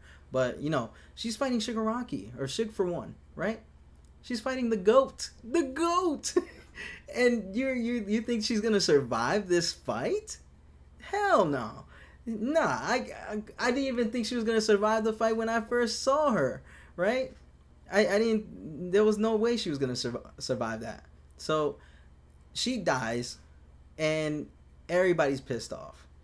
Then we get that whole discussion of, oh, he hates women.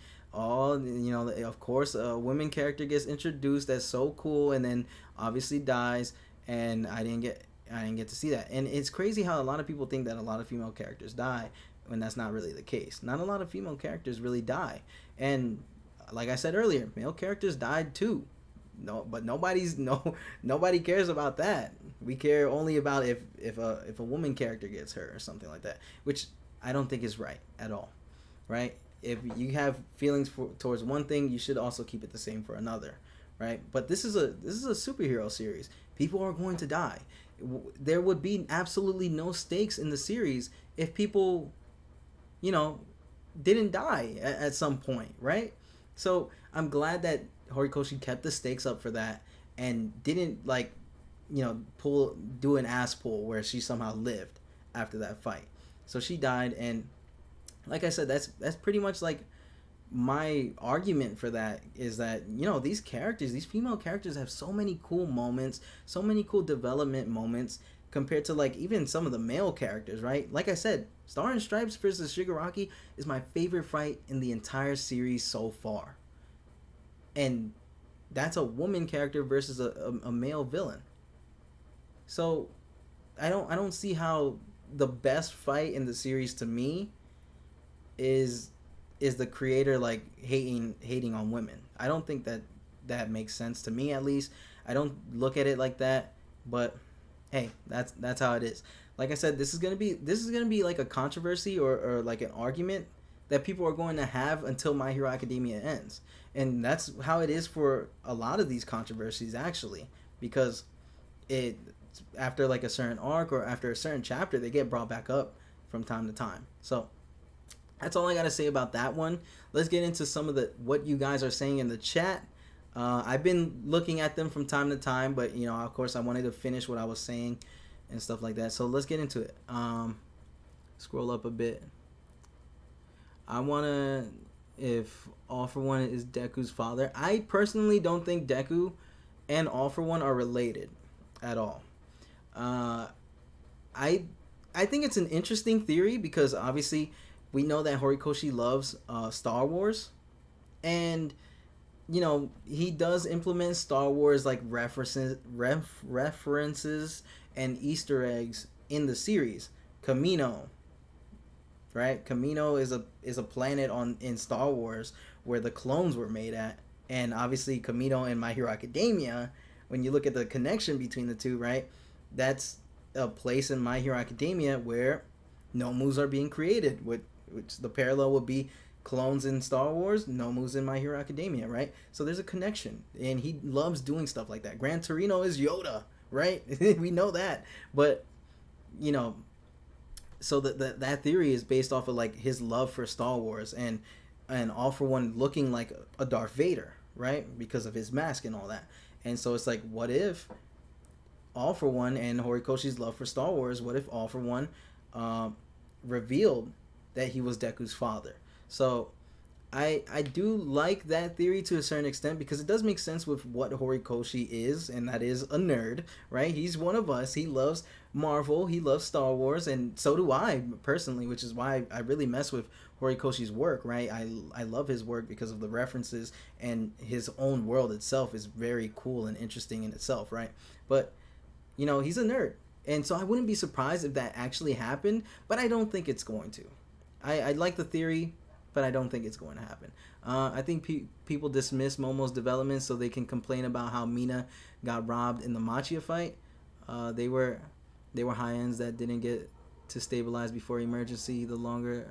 Emerging, the longer they fought, the more stabilized they became, and the harder they got to beat. Endeavor gets messed up in all of his fights. Endeavor gets violated in all of his fights.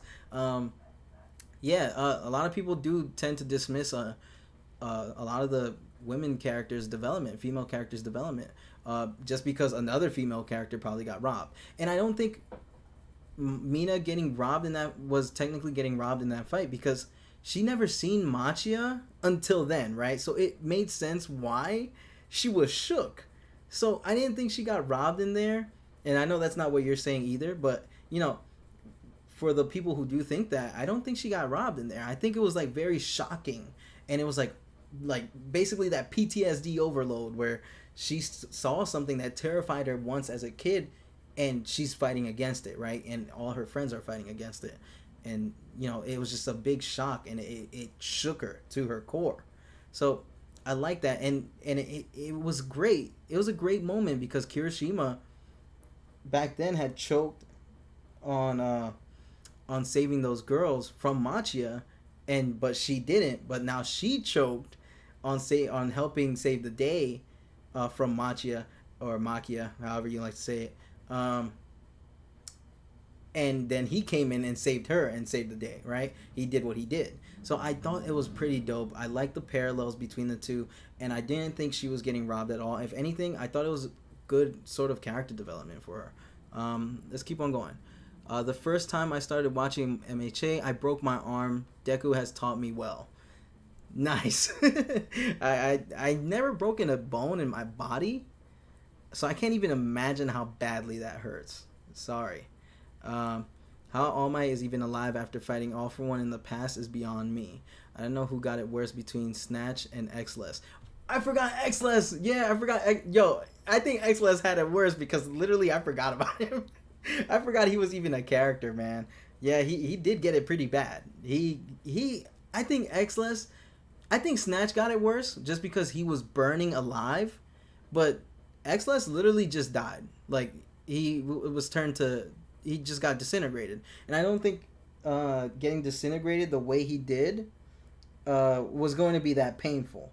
Of course it's painful because we do see like some I'm sorry if I'm looking at my phone because I'm trying to make sure that nobody's messaging me and stuff like that. But I'm pretty sure it's painful because we do see some characters going like right when they're getting Shigaraki'd.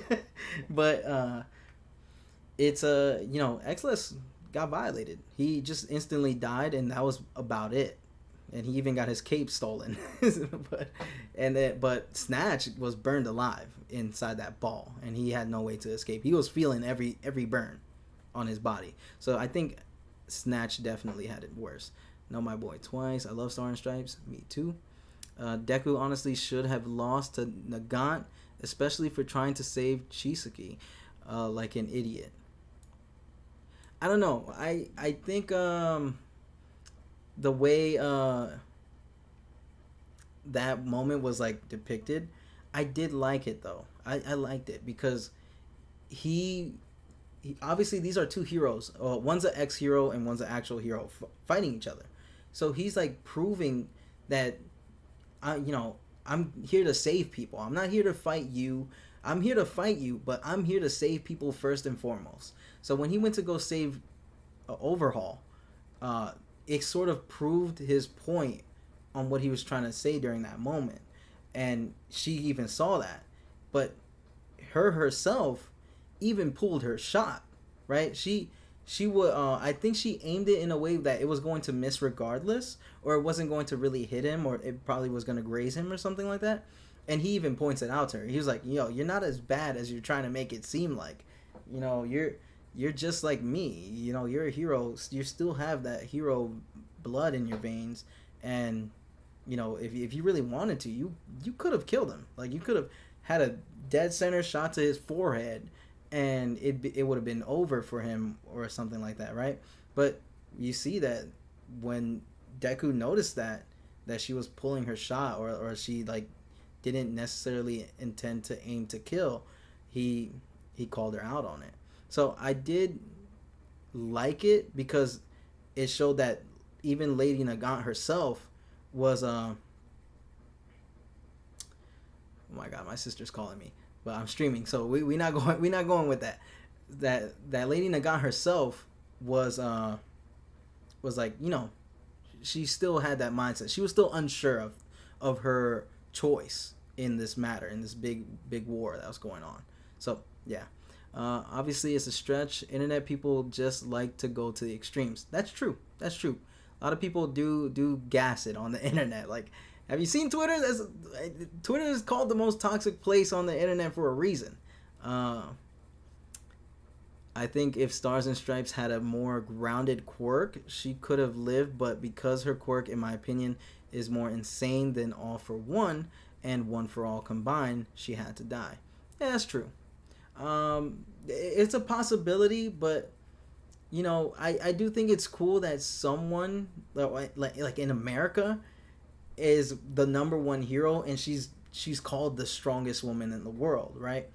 I do think that that was a pretty cool thing. And obviously, I'm not very political. I don't want to get political on the channel or anything like that. Even though these controversies are like, I'm trying to like dodge around them, but I'm also trying to give my opinion on some of these controversies.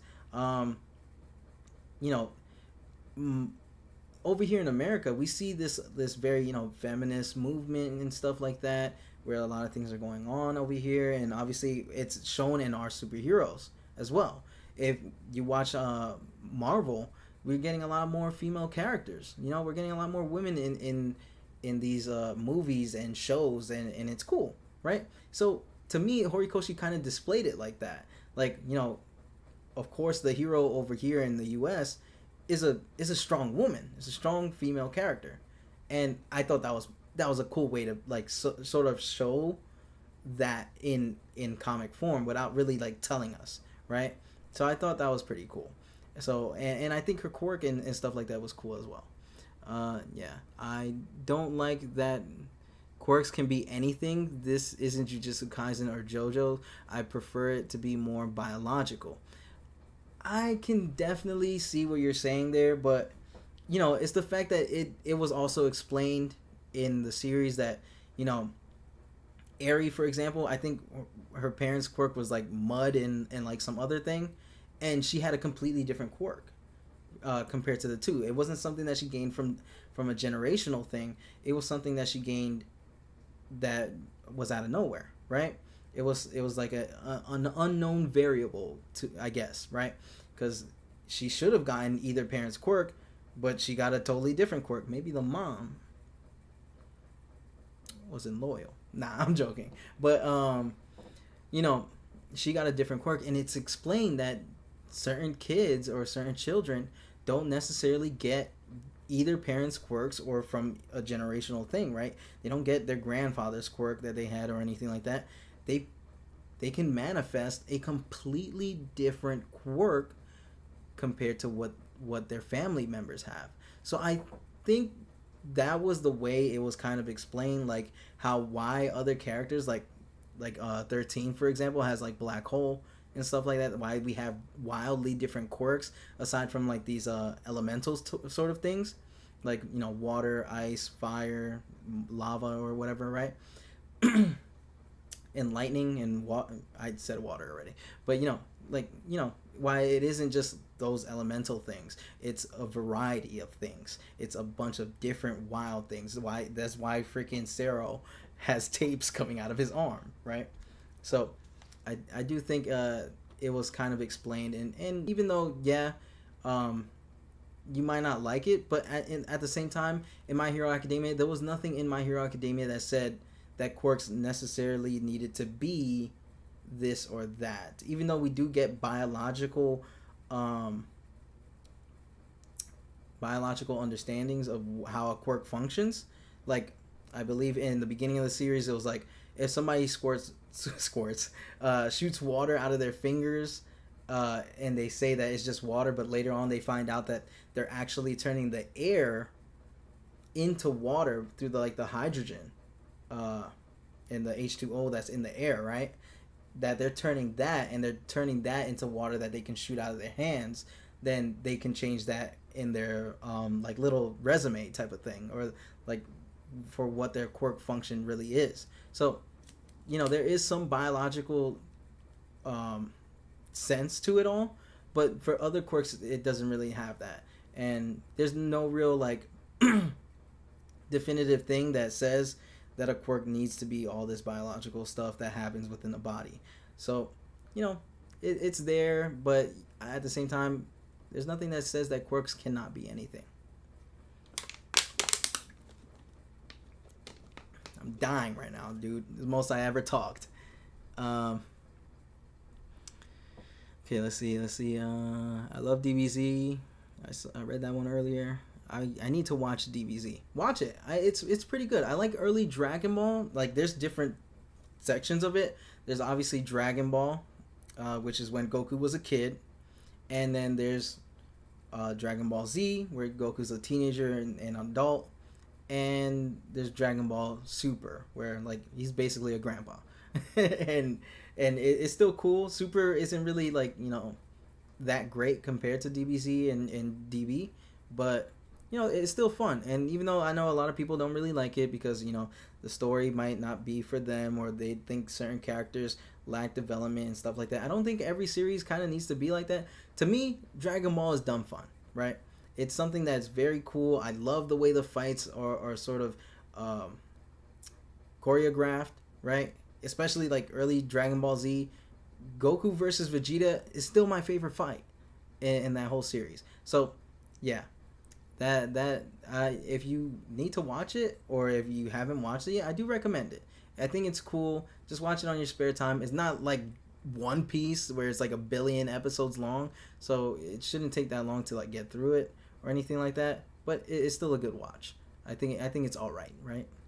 So, do you think All For One is a good father? Because yeah, I answered that earlier.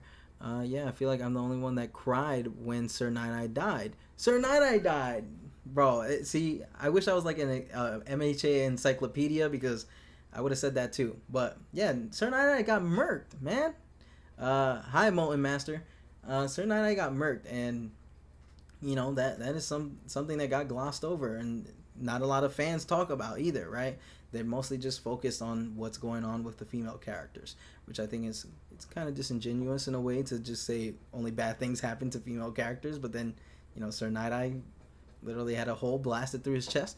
Let's go. Yep, I like Horikoshi. I like Kohei Horikoshi drew Goku because Goku is my favorite character. I hope Toriyama and Horikoshi draw Goku together, basically. I will admit that I did think Goku looked a little funny looking when I saw that Dragon Ball Anniversary thing where like a bunch of manga creators were drawing like doing a sketch for Dragon Ball. I did think Goku looked a little goofy looking because he just looked like a Deku but with Goku body, and that to me was, I thought it was funny, but I still thought the art was pretty cool. So yeah, I did love that drawing too. I do think Goku's face probably needed to be worked on a little bit more. Okay, LOL, I had no clue this was a live stream. Yeah. This is the first live stream on the channel. I do hope everybody's enjoying themselves. We're just talking about like very controversial stuff that's happened in My Hero Academia. I do think maybe we should stop talking about the controversial stuff for a bit. I'd say not for a bit. This is like an hour 42-minute live stream. I do not want to go that long into it. I'm not going to end the stream right now because I do want to talk about other stuff that's been going on with My Hero Academia. Has anybody seen, let's get into some gaming real quick, but also relating to My Hero Academia. Has anybody seen that there was a trailer that dropped like 2 weeks ago for the My Hero Academia Ultra Rumble thing? Bro, I like totally missed that 2 weeks ago, and apparently there's a closed beta that you could sign up for.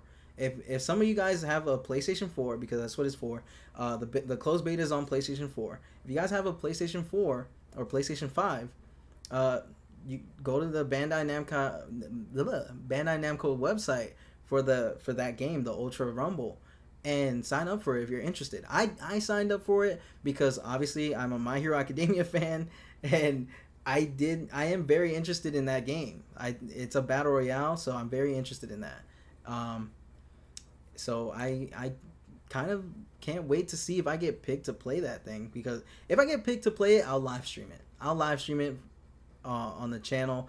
I'll have to like figure out how to without like completely getting murked, but I'm definitely gonna live stream that if I do get picked for it. If not, we'll just talk about it more, because I am very interested in like My Hero Academia games and the potential that My Hero Academia has when it comes to that industry.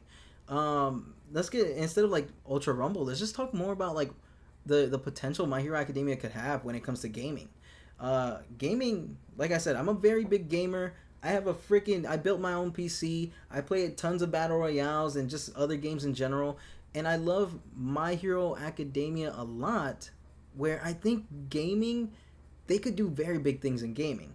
Like I said, I'm a big Dragon Ball fan, and I love I love the Dragon Ball Fighter Z, the Dragon Ball Fighters game, however you want to pronounce it, right? That game was so awesome when it came to tag team battles and combat and just the combos in general, right? That game was amazing. Why isn't My Hero Academia getting something like that? And of course, you could say the same thing for a bunch of anime and manga that should get games like that, because I'm personally, I don't really like arena fighters that much. I'm not an arena fighter sort of anime guy. That's not for me. Do I have the One's Justice games? Yes, I have both of them, right? And I even had the Ultimate Edition for the second game that came with the statue. Statue's in the other room, but I just know I have it. And I guess if you want proof, I have the. I know somebody might be like, proof or it didn't happen. I have the this comes with the collection. There's a steel book, and you know, I'm not a big fan of My Hero, not My Hero games, of Arena Fighter games. I don't like Arena Fighter games, and that just to me, I think My Hero Academia could do more than just Arena Fighter games, because right now they only have Arena Fighter games, and I think what are you talking about? I'm talking about My Hero games. I'm talking about My Hero and the potential they could have in the gaming industry, because I think My Hero Academia is a big enough franchise where they can spread out more. So, when it comes to My Hero Academia, I think there's a lot more options than just arena fighter games. That's pretty much all we have right now. But with the Ultra Rumble game that's coming out, it's branching out into different genres of gaming. So now we have a battle royale My Hero Academia game that's coming out. And let's be honest, who the hell even saw that coming? Who even thought that was going to be a thing, right? Hell, I didn't even think that the Dragon Ball hide and seek game, the Breakers game, was going to be a thing, and that became a thing. And now we have a battle royale for My Hero Academia. Are you crazy? And I can't wait to play it. I think it's going to be awesome to see My Hero Academia branch out into different gaming genres. And I know a lot of people have said, what about an open world RPG? And I think it would work. I think it would work. Of course, when it comes to anime games, the budget is not there.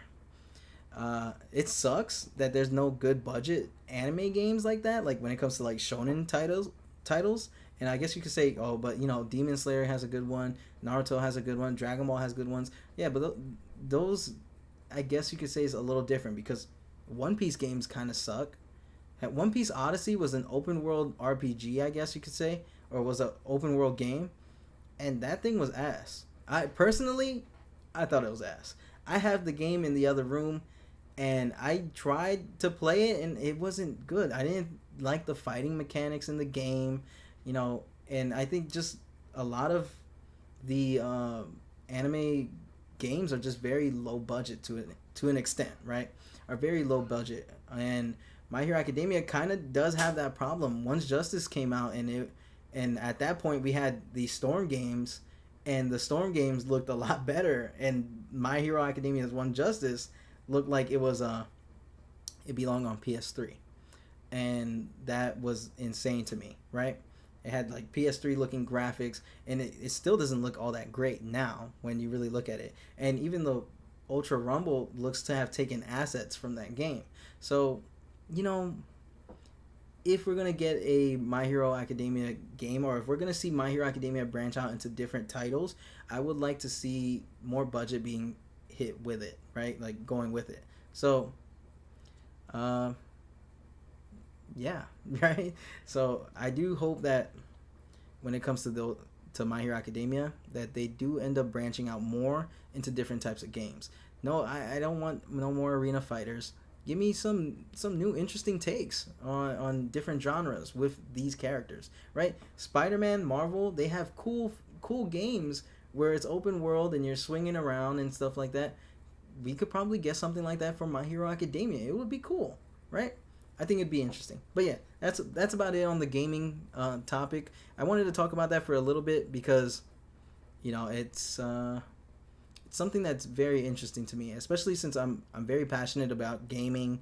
I'm very passionate about My Hero Academia, and since the two are like mixing together, why not talk about it? So, let's see what what some of you guys are saying. Let's respond to the chat, guys. Will MHA season 6 be like manga? Maybe. There's a possibility that it could change things around. Where what we're hoping for right now is that doesn't happen. Like all of us in the fandom, we're hoping that this doesn't happen at all. We're hoping that they stay true and near and dear and close to the manga as possible. But with a lot of the things that they cut out from season 5, it could make certain things a little difficult, and we could see certain things being taken away. So like Spinner, like remember Spinner's character development in season 5 got axed to the max, and in season 6 he does have moments. He does have moments with Shigaraki. So who knows? We might see maybe some of those moments be toned down a bit, or maybe cut out a bit and stuff like that. We're definitely gonna see a certain moment in there, but you know, I do think a lot of maybe Spinner's moments are gonna get axed just because of what happened in season 5 and the development that they cut out of it that was important for his character. So yeah, let's keep going. I think I might be the most insane My Hero Academia fan in the world. You might be, right? I think I'm a pretty big My Hero Academia fan. Like all my Hero Academia stuff is there. I even have my freaking spray can. I even have I have this. I have like the first issue of Shonen Jump. I had it imported to come over here, and I have that. I got a couple imports actually. I have this manga panels. This is my favorite. This is one of my favorite manga panels in all of My Hero Academia, because it just shows how, like, you know, we're getting to see how Shigaraki is very interested, not getting interested, but like, you know, his convictions and stuff like that, what he wants to do. Like we see him really developing in that moment. I have these My Hero Academia cards. I'm just showing off at this point, but you know what? I saw somebody saying that they're the biggest fans, and like I said, you might be, but I think I'm a pretty big fan as well. I think these cards are cool, man. Look at these cards. Imported. Look at that. They even I couldn't believe when I got these cards and I saw that this manga panel was in there. I was like, bro, you guys are insane, right? But that's because in Japan they have it a lot more ahead than us, right? So I think it's really cool that a lot of these things are shown. Look at this sexy motherfucker. I'm sorry, I shouldn't have cursed like that, but look at that. She looked good. But yeah, there's a lot of cool stuff like that's in Japan alone. And I don't know if some of you guys remember in the manga, but there's like a like Hawks, when he's a kid, he gets a plush of Endeavor, and like you see that there's a plush of All Might. Those plushes are real. They actually turned that into a real thing. There's like an Endeavor plush and an All Might plush that looks exactly like it is in the manga, and I want one. Like I want one so bad, just so I can have it. I could probably just give it to my kid and stuff like that. Yeah, the past never dies. That's like my favorite quote from Davi.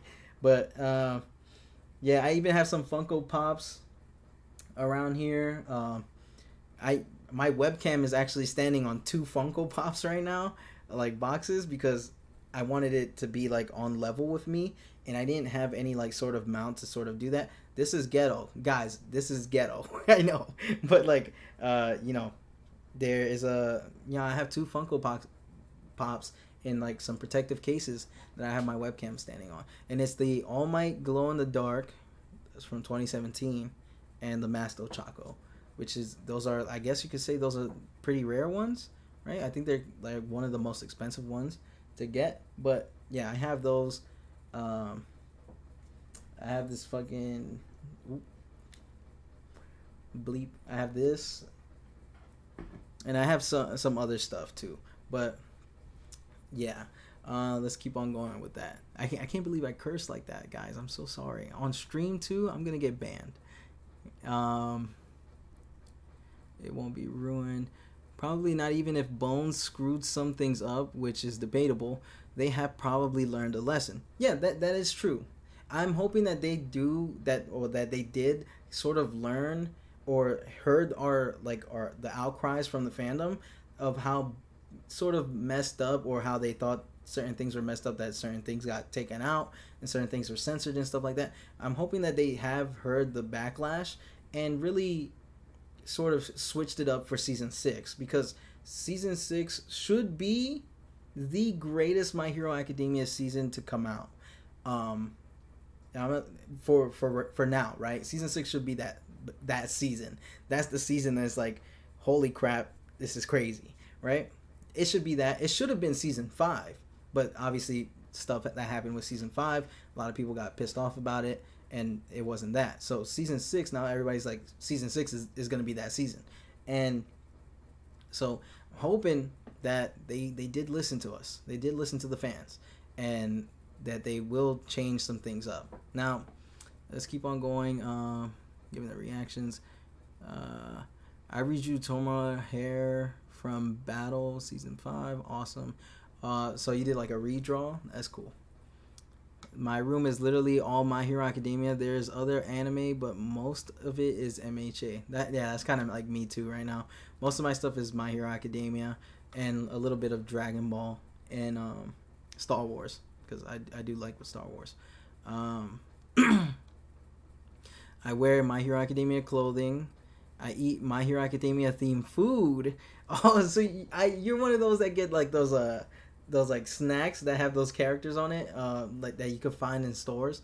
Like Fi, I think has like freaking cereal boxes and energy drinks that have My Hero Academia characters on it. I wanted to get one. I did get a Naruto, what you call it, G Fuel.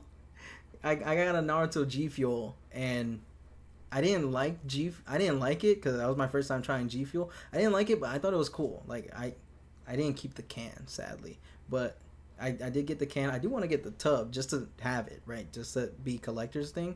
But I do hope that we do get more My Hero Academia themed merch, like obviously more shirts, more hats, more stuff like that. But just like more like food type of things. But of course, maybe I probably need to take a visit to Japan to really get that whole thing, because there I've seen because I went on the Taikai Mochi, I think that's what it's called. Audrey on Twitter, she has like a shop, and I went on there and I saw the things that they have for My Hero Academia that they can import to you, and which is how I got some of my imports, and and that too, that Bakugo canvas. I saw that there was a Shigaraki hand cream that you can get, like a cream that you can get for your hands, and I couldn't believe it, because I was like, yo, that is so like out of nowhere, and I want it. like just imagine having, like, being that much of a collector that you have a freaking hand cream from the series that you love. Like, that's hilarious to me. And I don't say like hilarious as in like, why would you own that? I think it's hilarious because I think it's cool, right? I think it's a cool thing. I also have these picks that came with the Blu-rays. These are pretty cool. But yeah, so I have manga, and I like a bunch of stickers. I am insane. I have some stickers, but they came with like the Blu-ray thing. I don't really like stickers that much, just because I'm like, I don't know where I put them, and I wouldn't put them on my desk or on my PC. I do have one sticker on my PC, but it's like an Elgato sticker, and that's about it. But I don't really like stickers like that. But it's cool, man. I'm glad you have all those stuffs, and I'm glad that you are a fan that you are. Look at all my Rocket headphones in the back. Homie getting too comfortable. I know I was cursing a little bit. I'm sorry. I did get a little too comfortable with that. Even if a majority of season 6 is trash, there's a 100% chance that there's going to be some figurative and literal fire in there. 100%. Yeah, even though season 5 had its problems, there was some really cool animated things, like during fights. Like I wouldn't say like all of the fights were greatly animated, but like there were some cool fights or cool things that were done in the fights that were amazing, that I thought were very dope and looked very good. So I do hope that even if it's bad, even if it is bad, like I said, I like I said in my videos, I'm still gonna enjoy it regardless, because I have the manga to fall back on if anything, but I'm still gonna enjoy it regardless because I get to see these fights that I love in the manga be animated. So I can't wait. Honestly, I can't wait. Let's see. I need them. LOL. Add to my MHA plush collection. I have like one plush, and it's like a Deku that kind of looks like a hot dog. I can't explain it, but the body looks very weird, right? It's like a cylinder type of body, and it has Deku's face on it, and that's about it. I have this fat gum pillow. I have this fat gum pillow. So I got that from the I think the Funimation store. So yeah, that's about it when it comes to like plushes and stuff like that. I do want to get more plushes.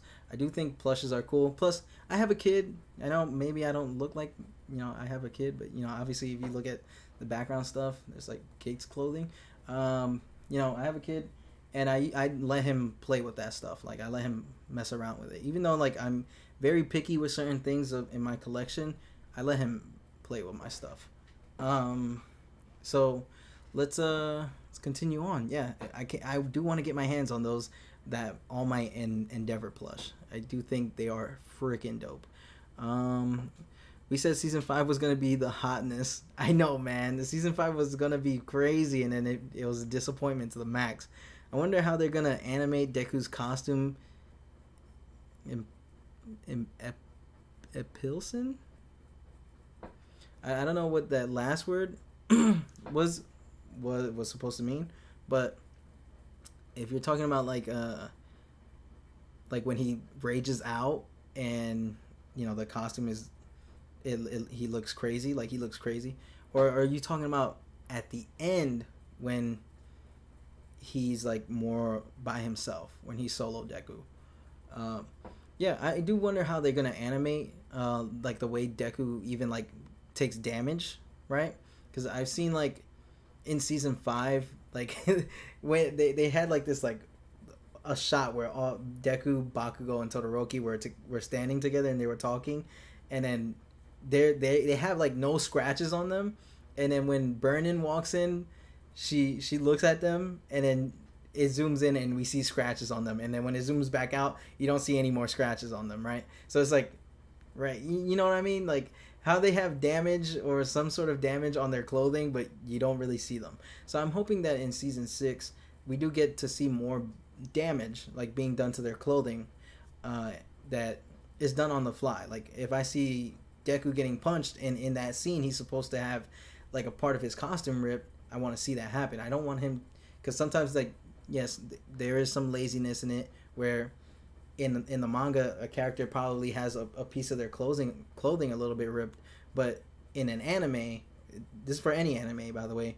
the character is still, his clothes are intact, right? Or her clothes are intact. So I do hope that they do pay attention to those sort of details, and when like Deku has a ripped like his costume is ripped on his arm, that arm has that piece of clothing missing. So I do kind of want to see it, but that's that's very nitpicky, and I do understand like some people are like, oh man, you're being a little nitpicky about it, right? Because I know in my anime versus manga series, a lot of people are like, oh, you're kind of being nitpicky, and it's like, well, yeah, that's kind of like the point of the series, I'm finding out little details that weren't animated or weren't put in the anime. So I do, and I'm kind of like that, right? So I do hope that they do kind of pay attention to those details, but let's keep on going. Who knows? Hopefully they do a good job on that. If you ever see it, you should get the Uraraka and Deku chocolate bars. They are so good. I have seen some of them. I think I've seen Fat Gum on a chocolate bar, and I wanted to get it, but I didn't get it because I was out. I had already bought like a My Hero Academia poster that I have hanging in the, oh my goodness, in the back right there. Right there. I know it's like the worst spot for a poster, man, but you know, I need to like hammer in on the side over here, because obviously this is like the most wall you could see compared to like right there, and I need to hang it there. But you know, it's like a season 2 poster, and I think it looks pretty cool, so I bought it, and then I'm probably gonna hang it over here eventually. But yeah, you know, I do want to try out those chocolate bars. Those bars have been on my mind. My favorite ship is Izuocha. That's one of my favorites too. The costume name is Epsilon. Oh, Epsilon. That's what you're saying. I didn't know that. I didn't know that's what the costume name was. That's pretty cool. Probably talking about Vigilante Deku. Okay, so we're pretty much caught up with chat. And speaking of like Vigilante, bro, Vigilante's ended. I can't believe that. I know I'm mad late to it and stuff like that, and I made like a community post about it. But since I do want to like continue talking a little bit more, I don't want to end the stream just yet. Vigilante's ended, and there has been rumors and stuff like that, and we've basically got confirmation at one point that there is another My Hero Academia anime in the works. So Vigilantes could be getting that anime adaptation. There's nothing concrete yet. I believe Hero Fest is is still like a month away. I could be wrong. It could be this month. Shit, it could have been last month, and I probably 100% missed it because we did get that trailer 2 weeks ago. But either Hero Fest is coming up soon. I believe Anime Expo actually already happened, and you know, that's when we get a lot of My Hero Academia announcements and stuff like that. So I'm hoping that we do get an announcement for Vigilante's anime. Now, there is the Smash manga, that the comedy manga, right? Where it's like just strips and like chibi My Hero Academia characters. So I'm hoping we do get like just an announcement for Vigilante's anime, and not like a Naruto SD type of thing where it's those chibi characters, right? I hope we don't get a My Hero Academia Smash anime. I'm not really interested in that. Like I said, I like the canon stuff. I like lore. I want the Vigilantes to get an anime, and I do hope it happens soon, because Vigilantes is really good, and also Vigilantes is short. It's like 100 something chapters, so I don't see why it wouldn't get an anime. And since My Hero Academia is as big as it is, and of course there's some fans that even say my Vigilantes is better, but I personally don't think so. I think it's a great story. I don't think it's better than My Hero Academia, but you know, that's more content, right? My Hero Academia is big, and I know a lot of people don't like to admit it or like to really see it, but My Hero Academia is a huge franchise. You could go into a store, you could go into a Walmart or the mall, and you can find My Hero Academia merch almost anywhere, especially like where I live, and I don't even live in like New York or something like that, right? So My Hero Academia is a very big and popular series, so it would only make sense that they would do Vigilantes, and I also think it would make sense that they would branch out more. Obviously, we're gonna get the live action movie soon, not soon, but like it's in the works, and that's gonna be a thing. So My Hero Academia is moving very quickly for an anime that's, I wouldn't say fairly new, but an anime that was kind of new, right? It's a new gen thing. I'm not someone that really likes to say new gen a lot, but it's like a new gen anime that is getting a movie. How long did it take for Dragon Ball to get a live action movie, right? You know, or JoJo's. You know, we're My Hero Academia has like has gotten so popular that it kind of skipped a lot of steps. Now we're getting a live action movie. We're getting a second anime for possibly Vigilantes.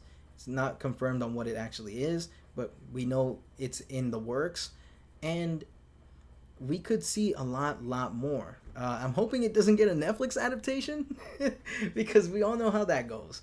Netflix cannot adapt anime. I'm sorry for those who might like the Death Note movie and the Cowboy Bebop stuff. I wasn't a fan. That's me personally.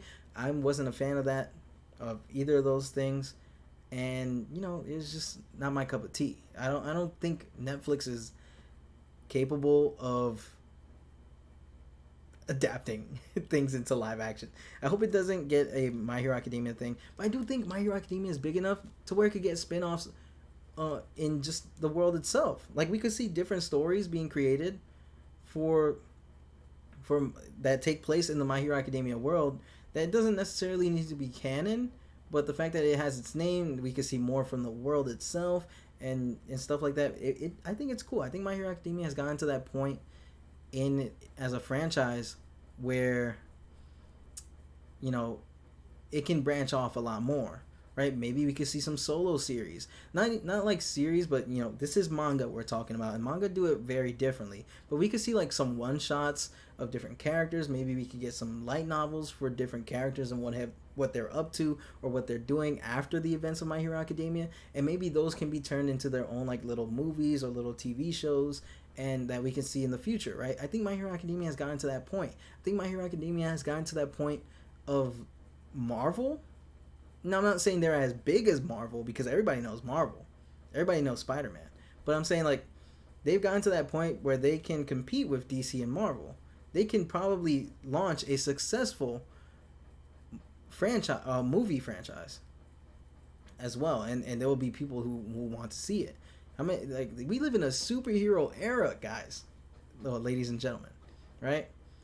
Where heroes are one of the most talked about things in society, aside from like politics and stuff like that. But this, we're not talking about that, right? But superheroes is a very big talked about thing here, and so I can see it just being wildly successful if we get more stuff like that. And I know a lot of people don't want it, like it's like, hey, My Hero Academia is fine the way it is or where it's at.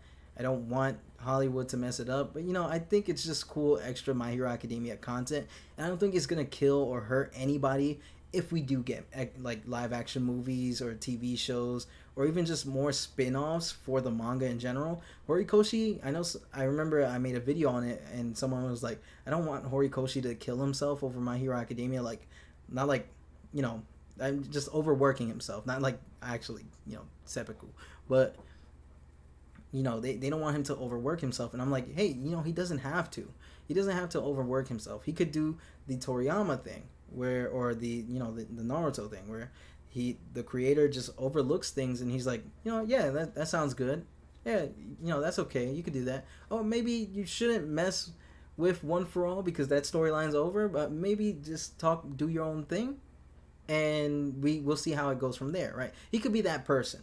That's just like, yes, no, maybe, yes, no, right?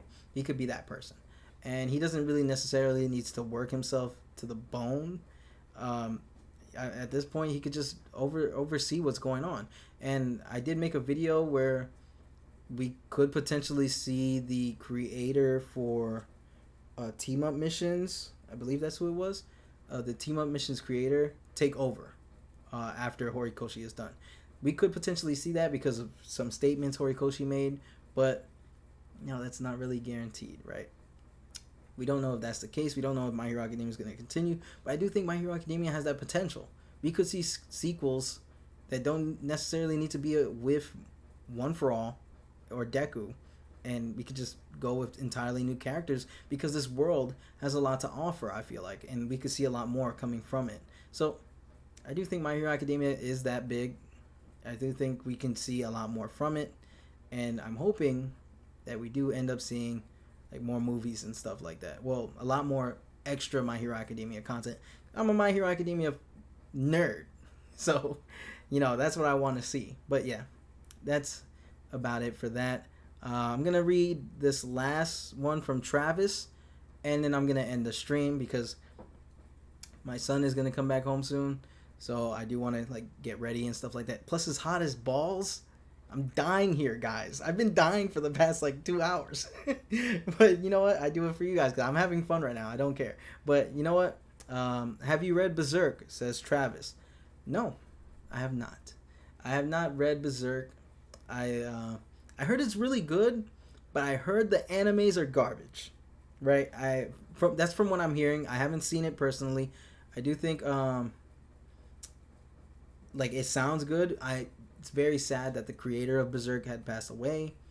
I know he didn't get his chance to finish the book or the manga series, but I did hear that it like continued on without him.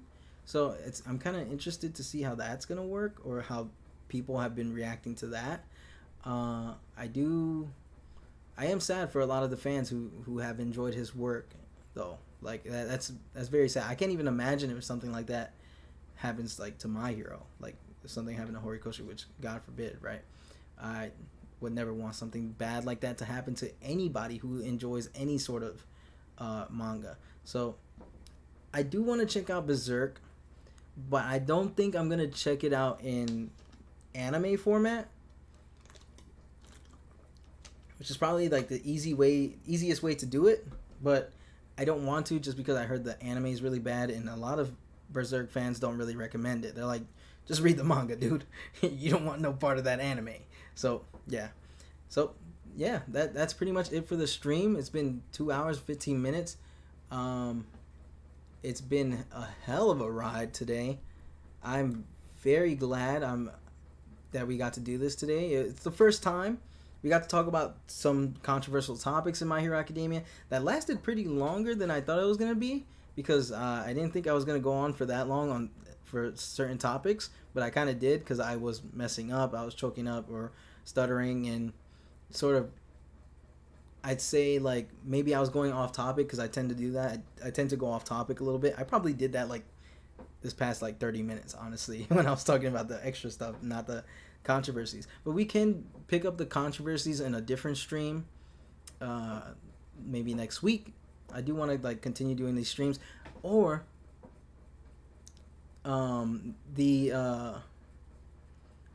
because after this weekend the chapter is gonna drop, and we could probably continue it on Monday, right? Because I do want to like stream and then talk about the chapter after everybody has gotten the chance to read it. I do know what happens in the chapter. I've seen the leaks, and all I have to say is I'm super hyped, and Bakugo is not out yet. Bakugo is still in this fight, so that's pretty fun. That's gonna be fun. So yeah, we could pick up the controversies next time, because there's still a lot more, but I don't want to like every stream to be a controversy thing. So I'm gonna like pick out some topics, discuss it with you guys, probably talk about some mini theories and stuff like that, answering more of your guys' questions. I know I probably didn't get to everybody's questions, or I didn't get to respond to everybody. I'm sorry about that. I know I'm a small YouTuber, but I still didn't even get to respond to everybody. So, like, struggles. But, it was fun, guys. I hope you guys did enjoy the stream. We're going to pick this up maybe Monday, depending on how things go. If not, later on in the week, I'll probably just announce it. I am working on a video. It's the time All Might one-shots Thanos. That is going to be the next video on the channel. Maybe after that, it's going to be the midnight video. Maybe. I don't know. I don't want to like say what videos are going to come out next because we don't know, but I do have the All Might versus Thanos video recorded. It just needs to be edited, right? So that's definitely going to be the next one on the channel, unless like some humongous news comes out that I have to talk about immediately. So so be on the lookout for that. I'm glad everybody got to come. I'm glad I got to hear everybody's sides and opinions. That's what this is all about. We're not fighting here. We're just talking about our opinions and sharing our love for My Hero Academia, which I'm glad I got to share that with a lot of you guys live. Hey, this is awesome. I got to share it with you guys live instead of like, a premiere or just talking about it in the comment section, right? This is definitely a lot more interesting, a lot more interactive, and I do really like this. So I do want to have more streams in the future. Look at my forehead glistening. Have more streams in the future and do this a lot more. I'm probably going to set it up more. Like I said, I'm going to have more topics for the next one, so that way we could just, jump straight into it a lot more. Obviously, talk about a topic, read chat, then talk about the next topic. So yeah, thank you all for coming by. Love you all.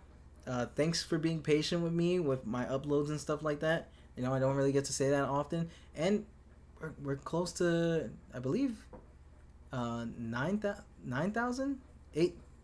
I could be wrong. We're close to 9,000, right? Let me see.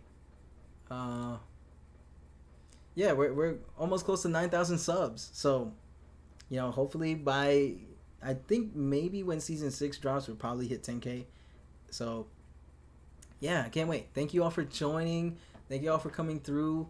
I love you all, and I'll see you guys in the next live stream. So, bye.